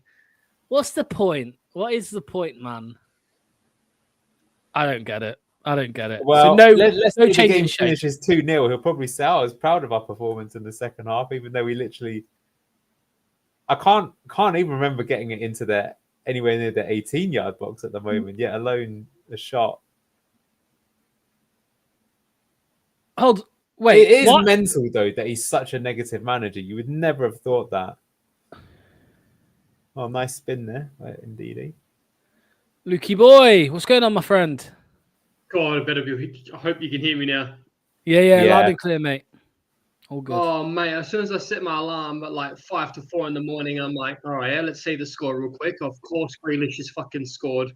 Haven't scored in forever. Come to Leicester City. We'll revitalize your career. Yeah, it's like literally, mate. We were talking with Kate before the game kicked off, saying, "Oh well," that's Kate was saying, "Can't wait for Grealish to score." Then I was saying, "Manny says Grealish is shit, so he's gonna score." And then 90 seconds in, there he goes. He puts one in the back of the net. Mark Have you should got? have just put one away about 2 minutes ago as well, man. Yeah. They're 3-0 right now. peppering us now. For sure. Are you in the other studio, mate? In the other? I can do. Do you want me to? Yeah, can do, mate. Yeah. Somebody asked, where in Oz are you based, Luke? Fucking, where's your badge? Hunt you down. I'm gonna get stabbed in my bed. I'm in Perth, Western Australia. Oh God. Let this sink in. First home game next season: Leicester versus Stockport. Stockport aren't getting promoted, are they? They won't be in the Championship. Bring it on. Now it could be Wickham though. Could be Wickham. Yeah. So of course, that would be the infamous rematch against the FA Cup quarter-final many years ago, where Roy Essendon, the Teletext striker, scored against us. Oh yes. To stop us getting to Wembley. Do you guys think the 5-3-2s worked at all? By the looks of the lineup this game, with Thomas as one of our 3 centre backs. By the looks of it, what the fuck? He's been just moved out to left wing back, and Victor's been taken off. No, it's been a disaster, Luke. He's taken off Vardy, and he's now got Daka as the man up front. But I don't think he's even touched the ball in this. Oh, he has just now. That was his, and yeah, he's given it. That's so to be fair, that wasn't necessarily on him. It's a shame Doc isn't here because I wanted to banter him now about how Luke Thomas is on the pitch and Victor isn't. Victor got dragged, so Luke could go out to left wing back. I actually can't remember Victor Christensen even touching the ball this game. No. But it was probably all that talk about Nando's chicken that done it. But have we had any chances whatsoever, or has this just been like every other game and like I should still be in bed right now? Should still be in bed. There was Bilal had like a speculative effort that went wide in the first half from outside of the box, but we haven't even got into their box. I did tell you, Luke, have a lie. The lines, crossing it straight out of play. It's been awful. It's but shocking, mate. What's worse, Luke, is what's awful is it's sort of like, I feel like if you put this formation in FIFA and you press confirm team selection, it would say, are you sure you want to go with this team selection? You have 2 players out of position. And you'd be like, no, I'm going to do it anyway. Like, it'd be like, are you sure you want to play Patson Daka here? Patson Daka is a striker and you're playing him as the number 10. Are you sure? And you'd be like, yeah, I fancy the challenge. Do you remember when people gave Enzo shit because he played like Ndidi out of position and like Ricardo out of position? I mean, this is something else, man. This is something else. It took crazy. A few games for it to kick in because we all just thought, oh, it's pre-season, bros. Just trying shit out. And he did it once and just never stopped doing it. I remember it clearly. That is shocking from Ollie Skip as well. If you just saw that, that's crazy. That's crazy, man. You should be in Luke dreaming of Kylie. Should be in bed dreaming of Kylie. She's still got a voice. I'm interested. Has she really? Well, how old must she be now? Maybe a little bit. I don't know. It's up for debate. I don't know how old she must. She got to be 50 plus surely by now. Kylie Minogue. Yeah, she's got to be. She's got to be. When we score all the players later, we'll just throw in a special Kylie cameo. Kylie. Wow. Look, there's a comment here. Smash. Oh God! Mate, I remember when she made their comeback in the early 2000s. All those videos, holy Jesus! Yeah, that's right. Did a duet with Robin Williams. Fuck, I feel old now, dude. Robbie Williams. Did she do a duet with Robbie? Did she? Yeah. He's a bit of a fuckwit, bro. Yeah, he is. He's off his head. Lived the life though, didn't he? Yeah, he did. Did you see? Tell me about this, Luke. Did you see that thing? It was in the papers over here. Shane Warne, when he passed away, he was involved in a 3-hooker orgy in Thailand. And that why this I find really weird is, did he get with Liz Hurley towards the end of his life?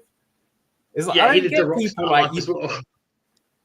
It's like that's like the equivalent of like, you know, winning the Ballon d'Or for the other sex, and you still need the hookers. Don't know, weird. I know that Shane Warne, obviously, he played fast and loose in all senses of the word, but He's a legend for Australia, but I think he was in Pattaya, man. I don't need to say much more. If you're in Pattaya, bro, you're there for one thing. You're not going there for fucking playing golf or whatever it is that people fucking say they do over there, bro. Like, we know what it is. Yeah. Can you sack a manager mid-game? This is it. We've literally asked this same question over and over again for the last. It is a good 5 one weeks. for you. What's been our worst performance so far this season? It's got to be Everton, I think. 14% possession, by the way. I think it was Everton. Yeah, I'd probably agree with that. Just because that was literally incredibly, that was after we'd won a game. So we should have been full of confidence and we just shat the bed. But you see this. Yeah. So again, if we're thinking tactically here, so he did make a switch at half time by putting on another CDM, and it's actually just backfired because now we can't even get out. Like, it's just trying to put a defensive ball. I feel it's just to keep the score down. We literally have gone past the halfway line maybe 3 times this half and lost it immediately. There's no precision, no attempts, no sort of passing structure, no way out, no hope, nothing. This is mad, by the way. Back when we played Wolves, if we beat them, we would have been 8 points ahead of them.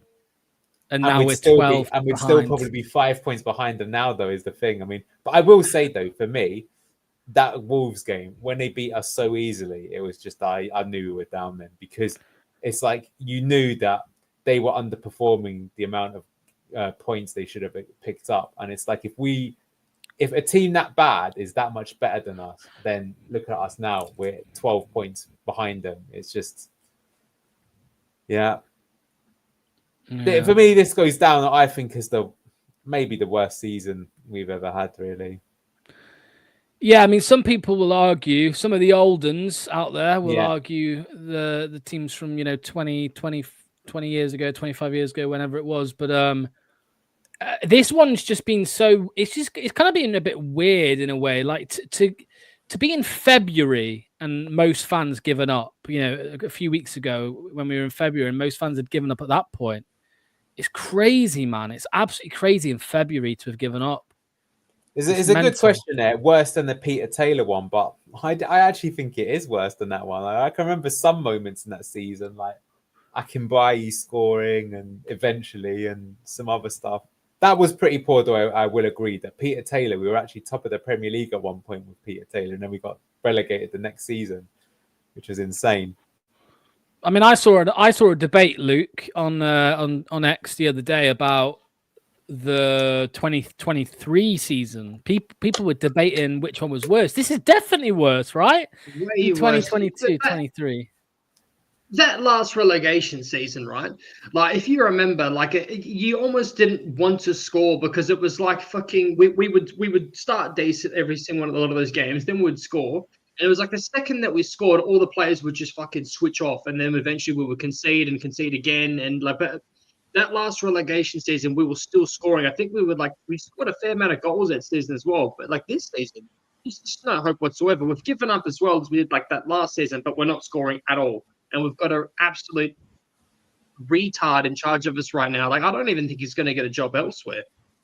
Like a half decent one for a long time anyway. It won't be in England. That season, last relegation, if Danny Ward had never been signed, we would have stayed up. Because literally any keeper, I'm convinced even if we played Smithies instead of Danny Ward, we'd have stayed up. Well, it was 2 points in the end, wasn't it? It was 2 points. Well, Maddison puts his penalty away against Everton, we would probably have stayed up as well. That was a bit unlucky, but oh man, yeah.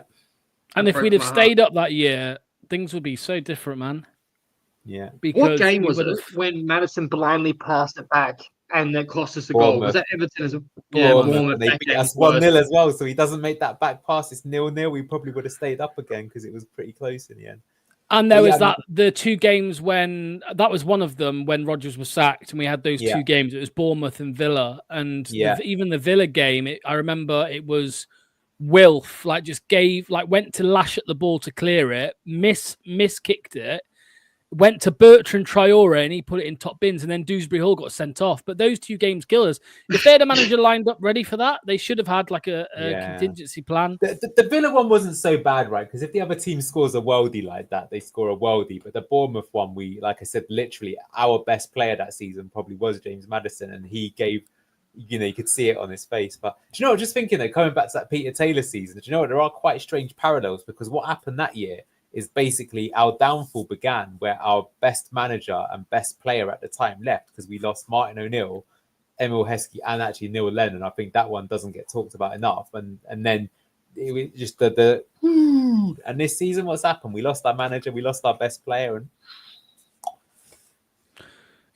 what are you? If I had to ask you this, right? These are conversations we'll have at the end of the season as well. But if you had to put a percentage on the players and on the 2 managers, what would you put it down to? The relegation, would you say it's like 70% on the players? Obviously, we know they've not been helped by the 2 managers, but yeah, what would you say, Luke? How much is down to just the players not being good enough? You need to add recruitment into that. But yeah, for me, it's 70% with me with the preseason of Cooper. I stand by that, and I just think that there was too much rot spread, too much stupid recruitment, too much undoing of everything that we just spent the whole season working on. And then yes, the other 30% is like the dross that Cooper's brought in, and then just the cancer that it spread to all the other players around him. I'm not saying that the squad that we had when we first came up, like under Enzo, would have been enough to stay up. I definitely think we wouldn't be in this position right now under Maresca. I still stand by that. I think we would have bought players that would have suited that system. Maybe would have struggled, yes, sure, but I don't think it would have been as dire as this. What do you reckon, Anil? 90% the players. Just not being good enough. Well, you can look at it when you're this many points clear. I do agree with Luke to some extent that, like, I think that if we'd have had Enzo, maybe we'd have gone down by 5 points, right? Instead of probably the 15 or 18 it's going to look like, which is a big difference. It at least makes you think, oh, hey, okay, at least Ricky's coming on the pitch. But yeah, I don't know. But I get it. The point is that if we'd have gone into the season, we had, we were going in with morale and we made 1 or 2 good signings. I do think that selling Dewsbury Hall also was killer. Like the point, El Canoes, he might be good, but he's got 2 goals, 1 assist. It's not enough. What's Facundo got? You can't create stuff. So I don't know. I think it's, and that's going to be a real problem, because if we do ever get back into the Premier League, which is a big if, we're going to have a much lower budget to work with. We're going to be in a big trouble. For sure. I feel like this was we have to save this discussion for another time, but I feel like this was our last chance to stay a somewhat decent foundation in the Premier League before the season started, to build upon and hopefully back to where we were. I can't see it happening again for a very long time, if not even. And see this man on the screen here, gentlemen. I just want everyone to know, so Locks isn't caught, that we have an agreement that if Ricardo Pereira is not here next season at Leicester City, Locks Live has to eat a Carolina Reaper. And if not, if he is still here, if he lines up that first game, it will be me eating it. So everyone here to know that. Look how nervous he looks. No, I'm not nervous, man. I'm like entirely I'm completely confident that Ricardo Pereira will be here next season, because he's got a year left on his deal. I don't think there's anyone who's going to buy him. So I think he'll just see out the rest of his contract at Leicester, man. Like, I've got no doubt about that. That's just how I see it going, to be honest with you. I don't think he will. No, I don't think anyone will buy him, and I think they may as well just keep him for a year in the Championship. Yeah, he could go off on loan, but actually you're kind of right, Locks, that he might be smarter to have a season in the Championship, play really well, and then he'll get a better signing on fee for whoever his last club is going to be. Yeah, it's such a shame, man. 34? Say that again. He's 32 now. Yeah, I just think with 1 year left, he'll just see it out. Like it's probably what's going to happen with Patson Daka as well. Like he'll probably just see out his contract. That's crazy. They're going to get no money again off. I mean, Ricardo's more understandable. He's got injured, but if and he's Patson older, Daka leaves on a free, probably that'll happen to Samari as well. It'll probably be. I've just seen, Man City bringing on their kids James now. McAtee, yeah. How Remember that easy he is was that? that was the rumor that he was spotted in Seagrave, James McAtee, wasn't he? Yeah. The Oh, no, he Championship was season. there. That was confirmed. He Yeah. was at Seagrave and he decided to go to Sheffield United instead. Yeah. Yeah, he was with Enzo. Mate, we would have destroyed that division if he was in the team. No, get up, you bitch.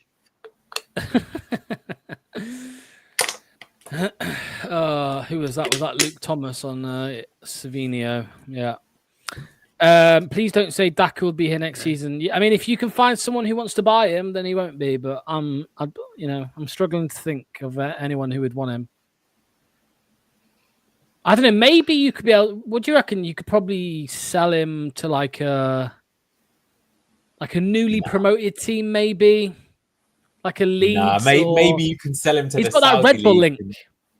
Leeds, Maybe. Red Bull link. Yeah, Salzburg. Doku comes off. Do you remember we were linked with Doku as well? Actually, a couple, probably 4 years ago. Yeah. Daka is a used car, whatever that means. We need one very large skip delivered to Seagrave ASAP. Got a lot of players to go in it. 13 minutes left of this game. Absolutely thrilling.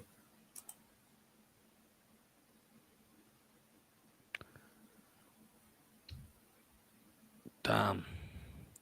How many of the under 23s do you want to see in the first team next season? It's too early. I don't know. We don't know who's going to be here, do we?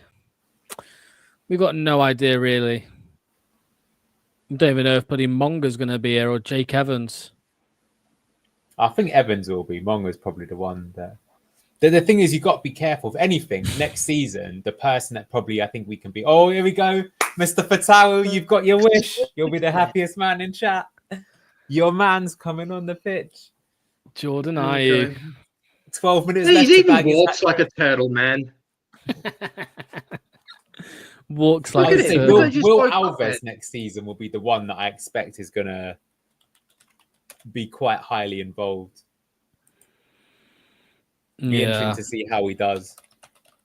Luke, you happy to see you, mate? No, look at him, bro. Looks like he just woke up, man. Fucking hell, bro. I look more alert than him when I came in before in the studio. Abedi Pele Jr. Literally, man. He's Abedi Pele's son, isn't he? Yeah. Yeah, Abedi Pele is his dad. Crazy. Go on, what are you going to say, Luke? If Dewsbury Hall didn't get sold and we got relegated, do you think that he would have stayed again? No. Well, it depends what type of season he put in, because if he was shit as well, then nobody would probably buy him, right? But I think from the sounds of it, with the account stuff that came out today, he was probably a big part, right, Anil, of why the loss wasn't maybe as high as we thought it would be, because Dewsbury Hall was included in that accounting period. Are we playing Jordan Ayew up top? Oh my god, yeah. Yeah, you're right there, Locks. Although it's depressing that, we've basically traded Kiernan Dewsbury Hall and got 10 million because he got Skip in his place. I mean, what a downgrade. Also, well, we've got a free kick in the attacking third. This hasn't happened pretty much the entire game. Here we go. Ricky with the delivery. Oh, and it's cleared by Grealish. I was going to say rest in peace to Manny's bet as well. It's gone. It's out the window. There we go. I thought I had to have to say that while he's here in the chat. To be honest, if he's good, I'm sick and tired of him shoving that picture the whole time in that chat. Oh, there we go. Ball across. Oh, that was a better pass there from Cody. That could have been a goal there. That was probably the best chance we... Here they come now on the counter. Yeah, this is what they want. Oh, Thomas, the goat. Where's fucking Black Duck? This is the most love that Luke Thomas will ever get from Leicester fans. It's us because we want to rub it in Duck's face. That's literally the only reason why. Oh, it's crazy. If we score a goal, we need an extended post match. Yeah. We'll break down the goal. If we score, we'll have to break it down. Because as Kavas has said, we've literally made about 6 hours worth of content of not scoring any goals. So if we get one goal. Yeah. It's going to be a big celebration. Are we going to bubble with player ratings? Up to you, Lux. You've got the link, but I mean... No, it's going to be a short one tonight. I am going to post a link just because we're going to save the data so we can use it at the end of the season. So if you want to jump in and give your match ratings, there is the link. Please do. But we're probably not going to bring it up on screen because we know what it's going to be. But please still feel free to submit them because they will be used at the end of the season. Because Anil's got this crazy spreadsheet with all of the games match rating. It's crazy. Too much for me. Grealish looks like he's been fucking marooned on an island for like 6 months. Yeah, he's got that he's Tom a Hanks fucking castaway room, look to him tonight, isn't he? Do the manager? Yeah, we'll be able. I'll tell you what, Anil, we'll do that. You'll just go in and see what Ruud van Nistelrooy's rating is. I'll bring that at up. The end. I know what I would rate him. So yeah. We'll do it next season. Pete just says you still need to add the 0. Yeah, we'll add the 0 next season. Look at City's build up from the back, man. This has been fucking hectic, dude. They just absolutely just pulled our pants down and spanked us. Yeah. Actually, I'll let you know something, which is that unfortunately the way that Google Forms work, you can't have a 0. But we don't have to use Google Forms. We can maybe come up with a different system to get them in. But at the moment, We'll upgrade. Yeah, I did notice you, Mr. Patel. You gave a lot of people a 10, but I reserved the right to get rid of troll ratings. Yes, that is a troll rating. That's 3 times now you've trolled. Mr. Patel, first trolling us with a goal. Well, Mr. Troll. He's a good lad, though. I like him when I call in. Oh, have they given a penalty here or something? No, free kick. Grealish there, putting his arm around Ricardo. He's the one who did his ACL. I was going to say, ruined his career, arguably. Yeah. Did you know that, Luke? It was Grealish. Really? No, I didn't. Yeah, fouled Ricardo. Yeah. The last game before COVID, when we beat them 4-0 at Villa, he did Ricardo's ACL. Right. Have we done anything this game? No. I mean, the fact that we've been talking about chicken burgers and next season and Kylie Minogue would tell you that no, not much has happened in the game. It's been shit. Have we seen any improvement in Anil? Do you want to answer that? No, I think we've got worse. The one thing I'll say is that I get why a lot of people really hate Pep's football, which is that they've won this match. They've won it comfortably, but they look pretty boring. They might get a third here, Man City, but if you compare their style compared to other teams in their pomp, sometimes it's not the best to watch. It's quite reminiscent of the Spain team that won the World Cup and the Euros, where pass you to death and that they will get a goal, but it's not even necessarily that brilliant. Luke, what rating would you give Kylie? Somebody asked, because Robert reckons she's got a higher rating than all the players. Oh yeah, definitely. I need to look at her again and then make up my mind. Oh man, it's very dull to watch. At least Leicester City women can score goals. The men's team is time wasted this 100%. Season. Did you see, by the way, that Chelsea with their PSR, they were making a loss of like 90 million or something, and then they sold their women's team to themselves, and they got away with it. Well, they should learn off that because, to be honest with you, good comment there from Chester. Said, "Have we made the match even more boring? We always seem to the most dull team in the league." Yes, I do agree with you because basically, I know the thing is in the first half we sort of tried to play Man City at their own game, which is stupid. But in the second half, I mean, I would say it's even worse because we put 3 CDMs on. So I'd be interested to see what the possession stat is at the end of this game because at one point it said that we had 14% possession in this half.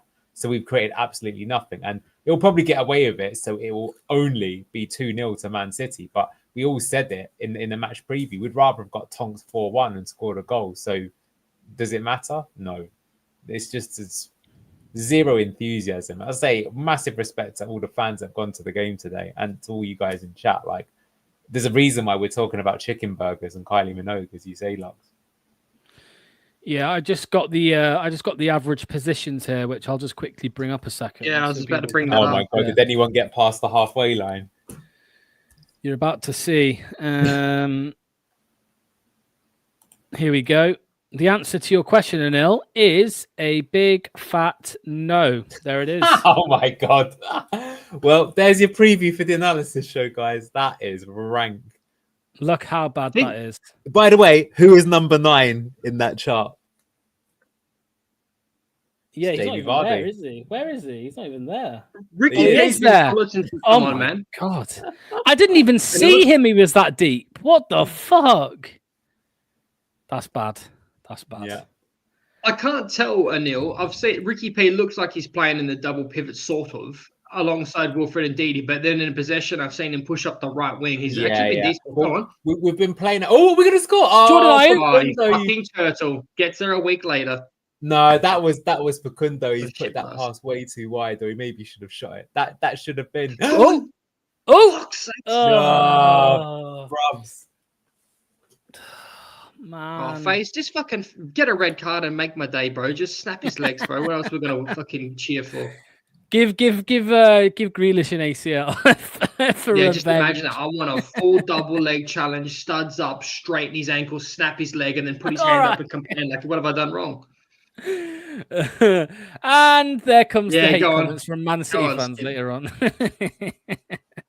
Man City fans that were once a fan of someone else, fucking bandwagon of fucking assholes.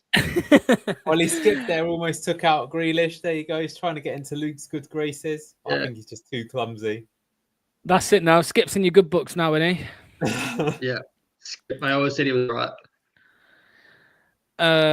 So turns out player power and top listening to the players rather than his own board has massively backfired. Who knew? Oh, that was a chance there. That was Ricky. He almost scored there with a header. Shout out to Robert Clark for becoming a member on YouTube. Thank you, Robert, mate. Much appreciated. Grealish is a bigger fall from grace than Leicester City. Yeah, no, he is. Yeah, 100 million. Who's this one coming on now? They're just bringing. Yeah, we'll see they're Jeremy academy Monga come players. on for Man City in a second, mate. I swear. They've already signed him. Yeah. I could believe that. Oh, That's that's right. rough. Enough. Can you imagine, man? Jeremy Monga comes on. Still only 2 goals in 2025. Love the chart. I left that. Yeah, man. Just again for anybody that missed it, this is our average positions. I mean, yeah. Neil was like, "Who's number 9? Where's number 9?" I literally couldn't even see him, man, because he was playing fucking 6. What the hell? No lie, Luke Thomas had the average higher up position than Vardy. Crazy. It was crazy.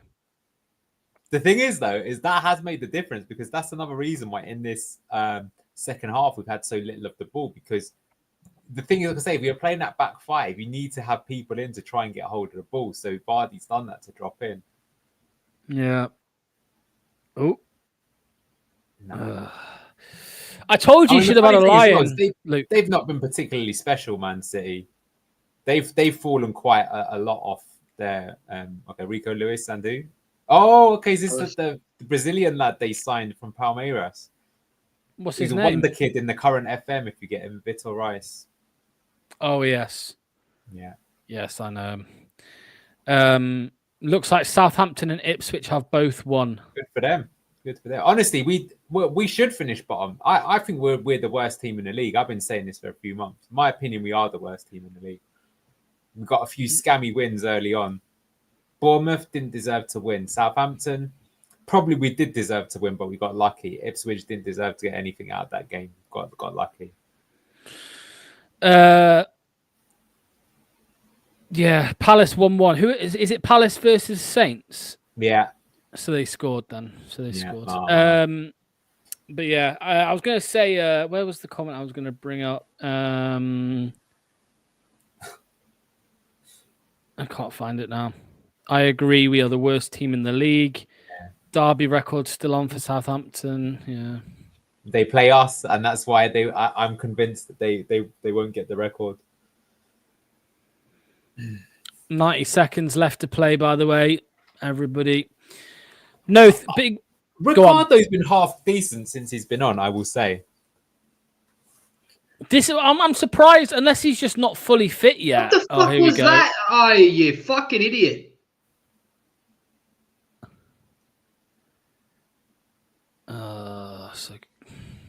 No, I was going to say, if he's not fully fit, that's why he didn't start. But for me, like, it's a no-brainer, like a Wilf, Ricardo midfield duo there in the next game. Samari's just not been good enough, man. He's not been good enough at all recently. He's gone to the Samari of 2023. I think Newcastle will smash us. Yeah. They play the best sort of style against a team like us. Yeah. They'll just press the shit out of us. Isaac who's some player. There you go. Well, it's ended. Big shout out to Mr. Fatawu after all the trolling. €5 super chat. Yeah. Sorry for trolling. I'm just on the same stuff as the people from the call-in show before me. Yeah. Ross. He means Ross. He's on the same stuff as Ross tonight. If City put in as much effort as you guys, we'd be safe. Cheers, fellas. Genuine question. Ricky again there. Decent cross there right at the end. Yeah, nearly. Would you do a live stream of the women's team? Probably not, mate. No, probably not. Just because, like, I don't follow it, so it would just be like I'd look like an idiot talking about something I don't know about. So yeah, that's the reason why.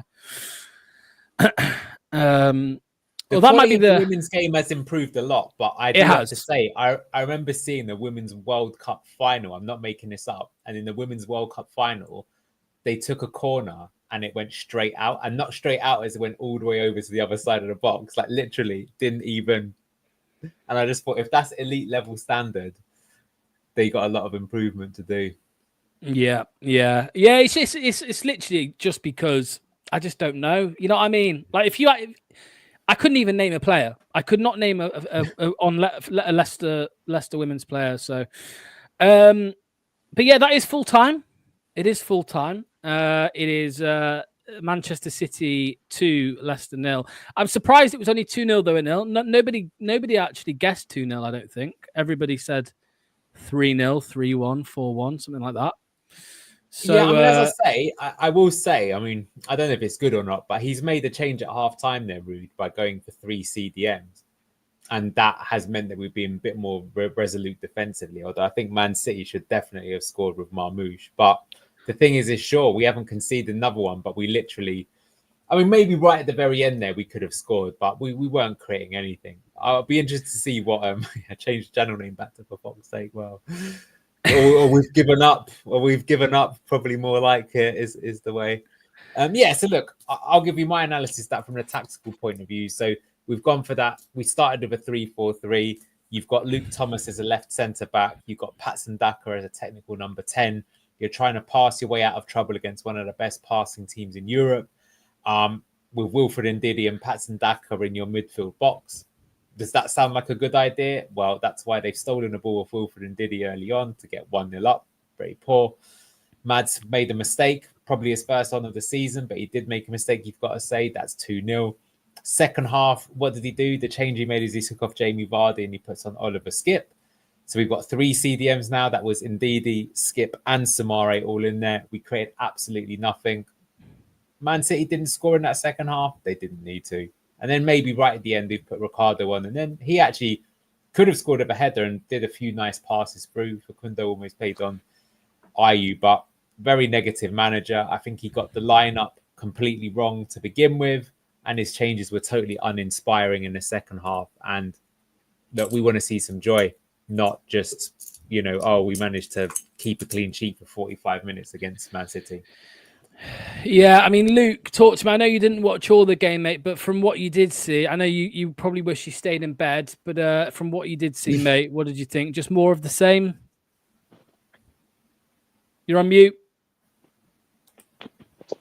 That's the most sense I've ever spoke. I saw from 60 or about 55 minutes onwards, and it's just the same as what you would expect against Man City. Them just absolutely dominating us in build up. We have no play whatsoever.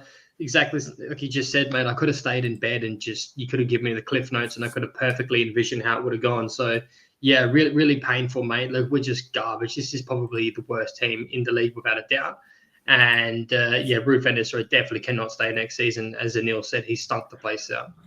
Let me tell a little story. So back in October, I was in the canteen at my workplace, and I get a tap on the shoulder. I turn around, and this guy is right behind me over here, Imran. And I sat down and had lunch with him, and he was telling me about how, we shouldn't sack Cooper because the team is absolutely awful.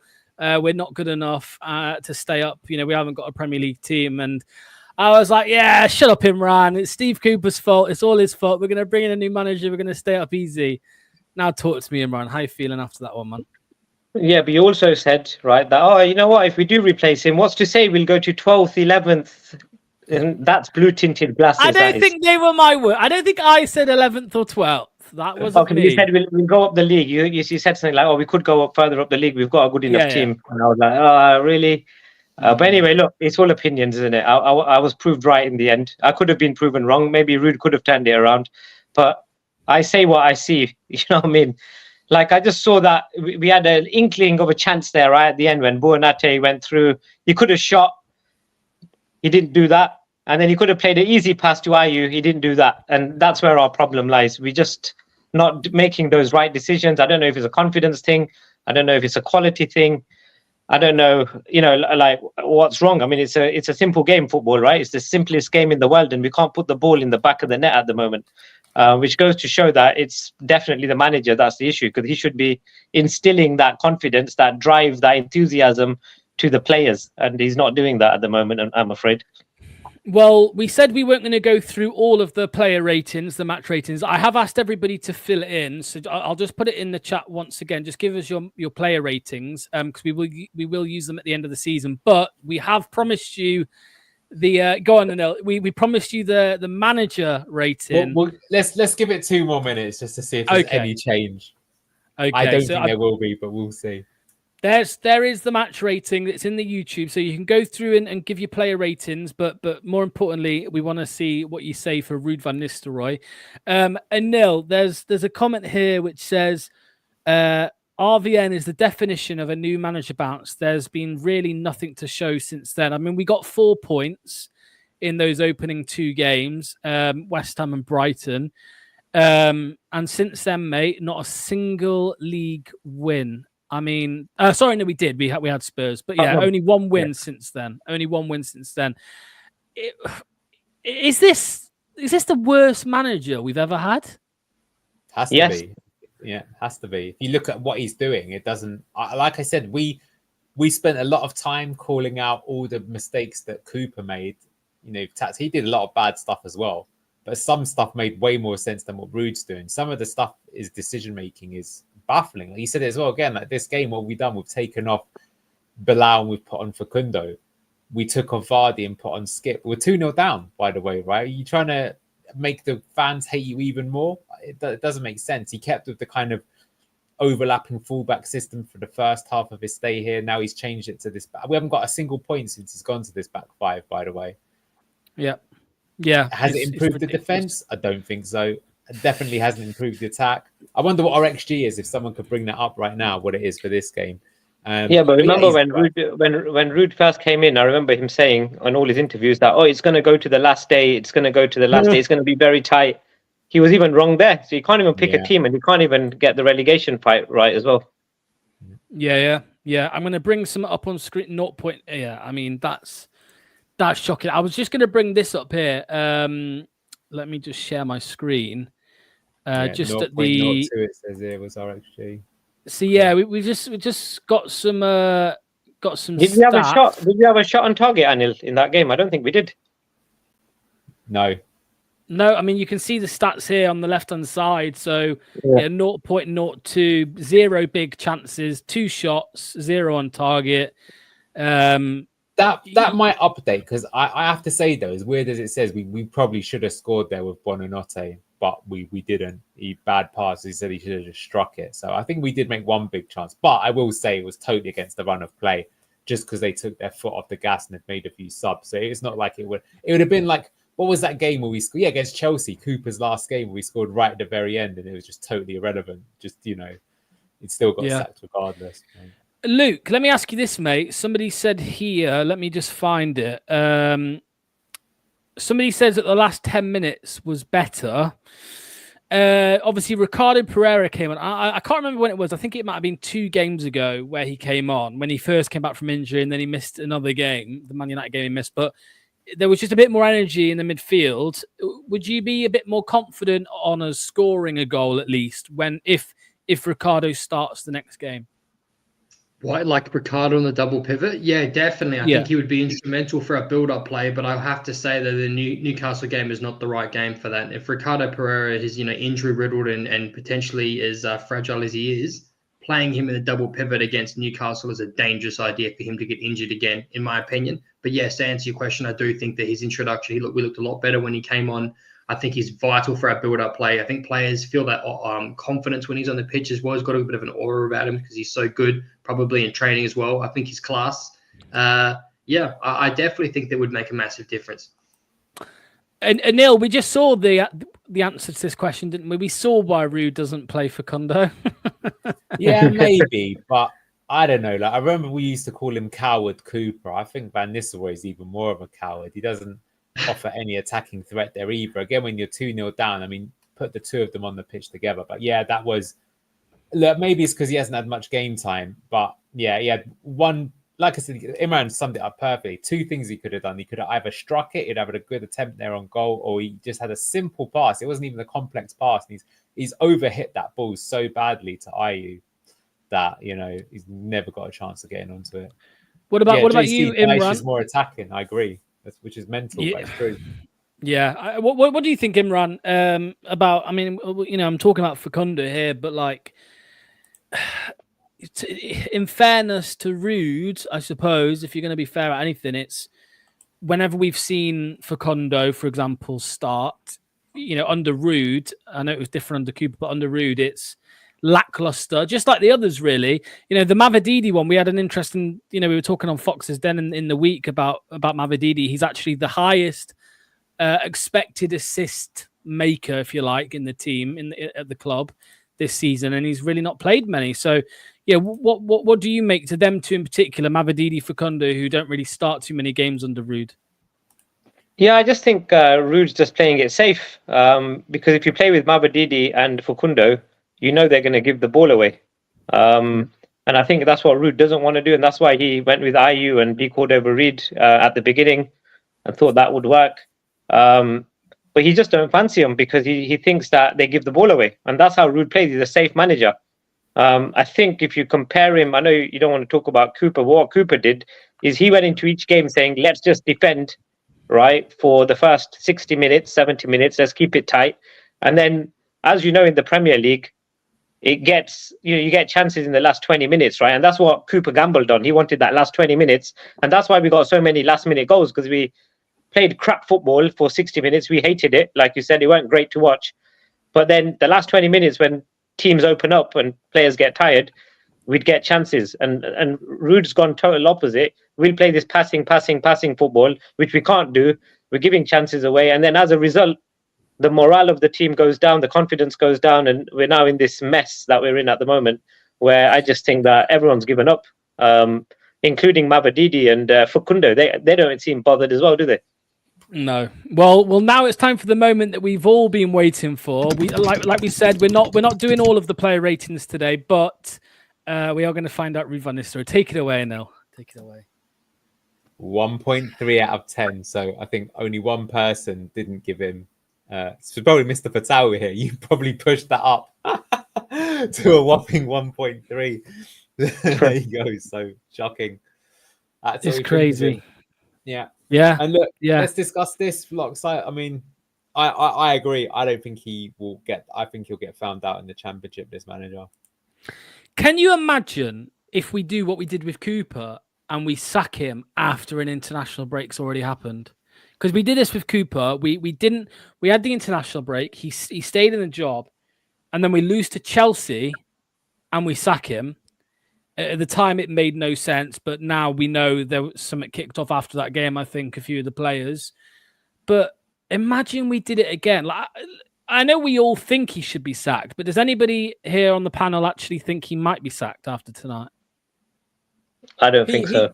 Well, what if it fell out with Vardy or something in the dressing room, or Harry Winks has been left out of the squad? I could definitely see it, but it's what I will say, Lux, though, is it was irrelevant. And even though I think Van Nistelrooy has stunk the place out completely, I think everything Imran said there is correct. I will say that if you're the new manager coming into the team and you make no signings during the January transfer window, when it's obvious when Stevie Wonder can see how bad the team is, that it doesn't matter. Like, you know, if we'd have changed Van Nistelrooy earlier, I mean, maybe there's another world where what would have happened if we brought in Carlos Corberán instead. But in my opinion, we've been doomed ever since. I think we'll obviously do the post-season analysis at some point.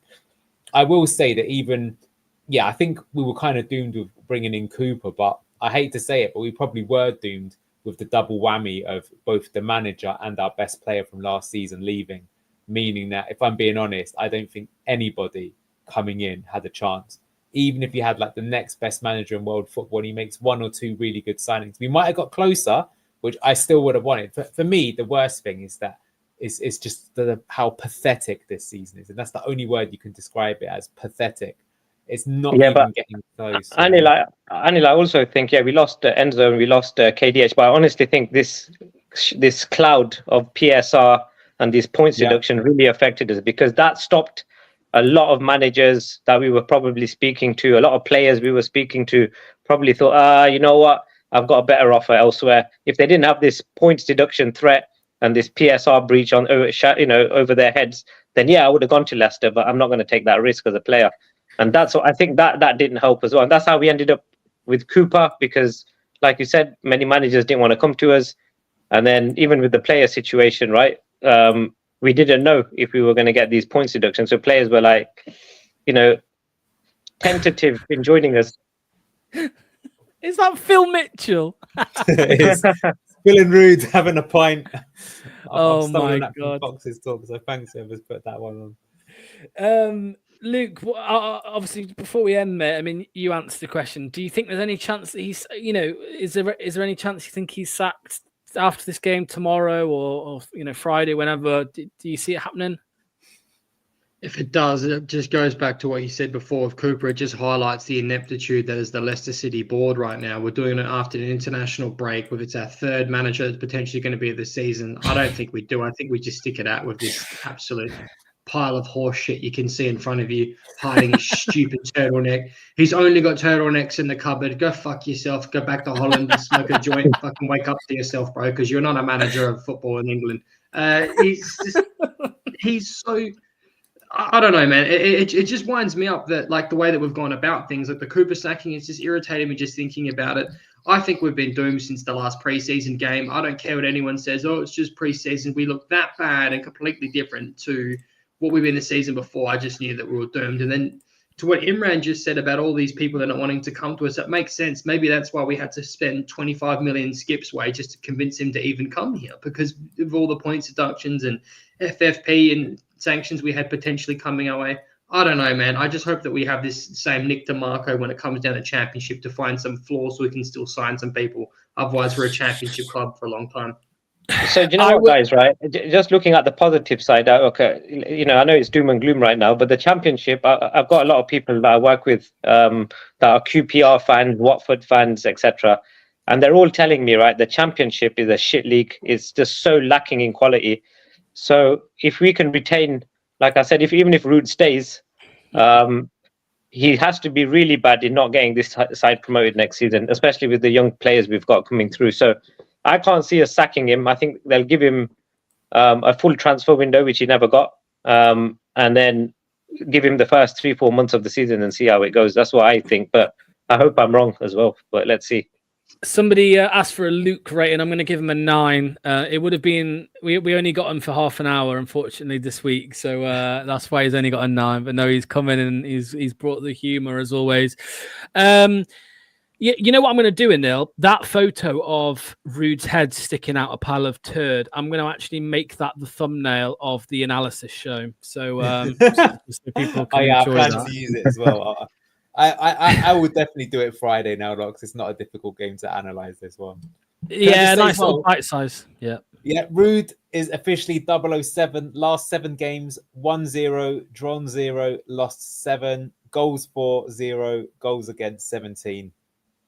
Yeah. Shocking. How depressing is that, man? How when you go to bed at night, I mean, that is just depressing just to think of that. Yeah. You know what? This is a funny though. Bad night. It was only 2-0. Yeah, it's actually not as bad as we thought, to be honest with you. Okay. Well, that is gonna be it tonight. There's still over 1,900 of you watching. Make sure if you're watching on YouTube to hit the like button, hit subscribe. If you're over on Twitter, come over and hit the like button. Like Anil said, we will have an analysis on Friday night, but tomorrow night we're gonna be with Doc. And we'll be going through some of the accounts, boring stuff that came out today. But we'll have a look through it and see what's what we can make of it. But 7 o'clock tomorrow night that will be. And yeah, another loss, another game without a goal. We'll have to think of some kind of celebration to do when we finally score. We nearly got one tonight on a couple of occasions. We thought we might get something, but we've still got a terrible XG. So at least Anil only has to analyze half the pitch. That's true, isn't it? Yeah, literally. That's very true. We'll end it on that comment. Again, thanks to everybody who's joined us in the comments. Thanks to Luke, Anil, obviously Imran as well. Thanks to Mr. Fatawu for the super chat there, and Robert for becoming a member. We will see you tomorrow at 7 p.m. Bye-bye.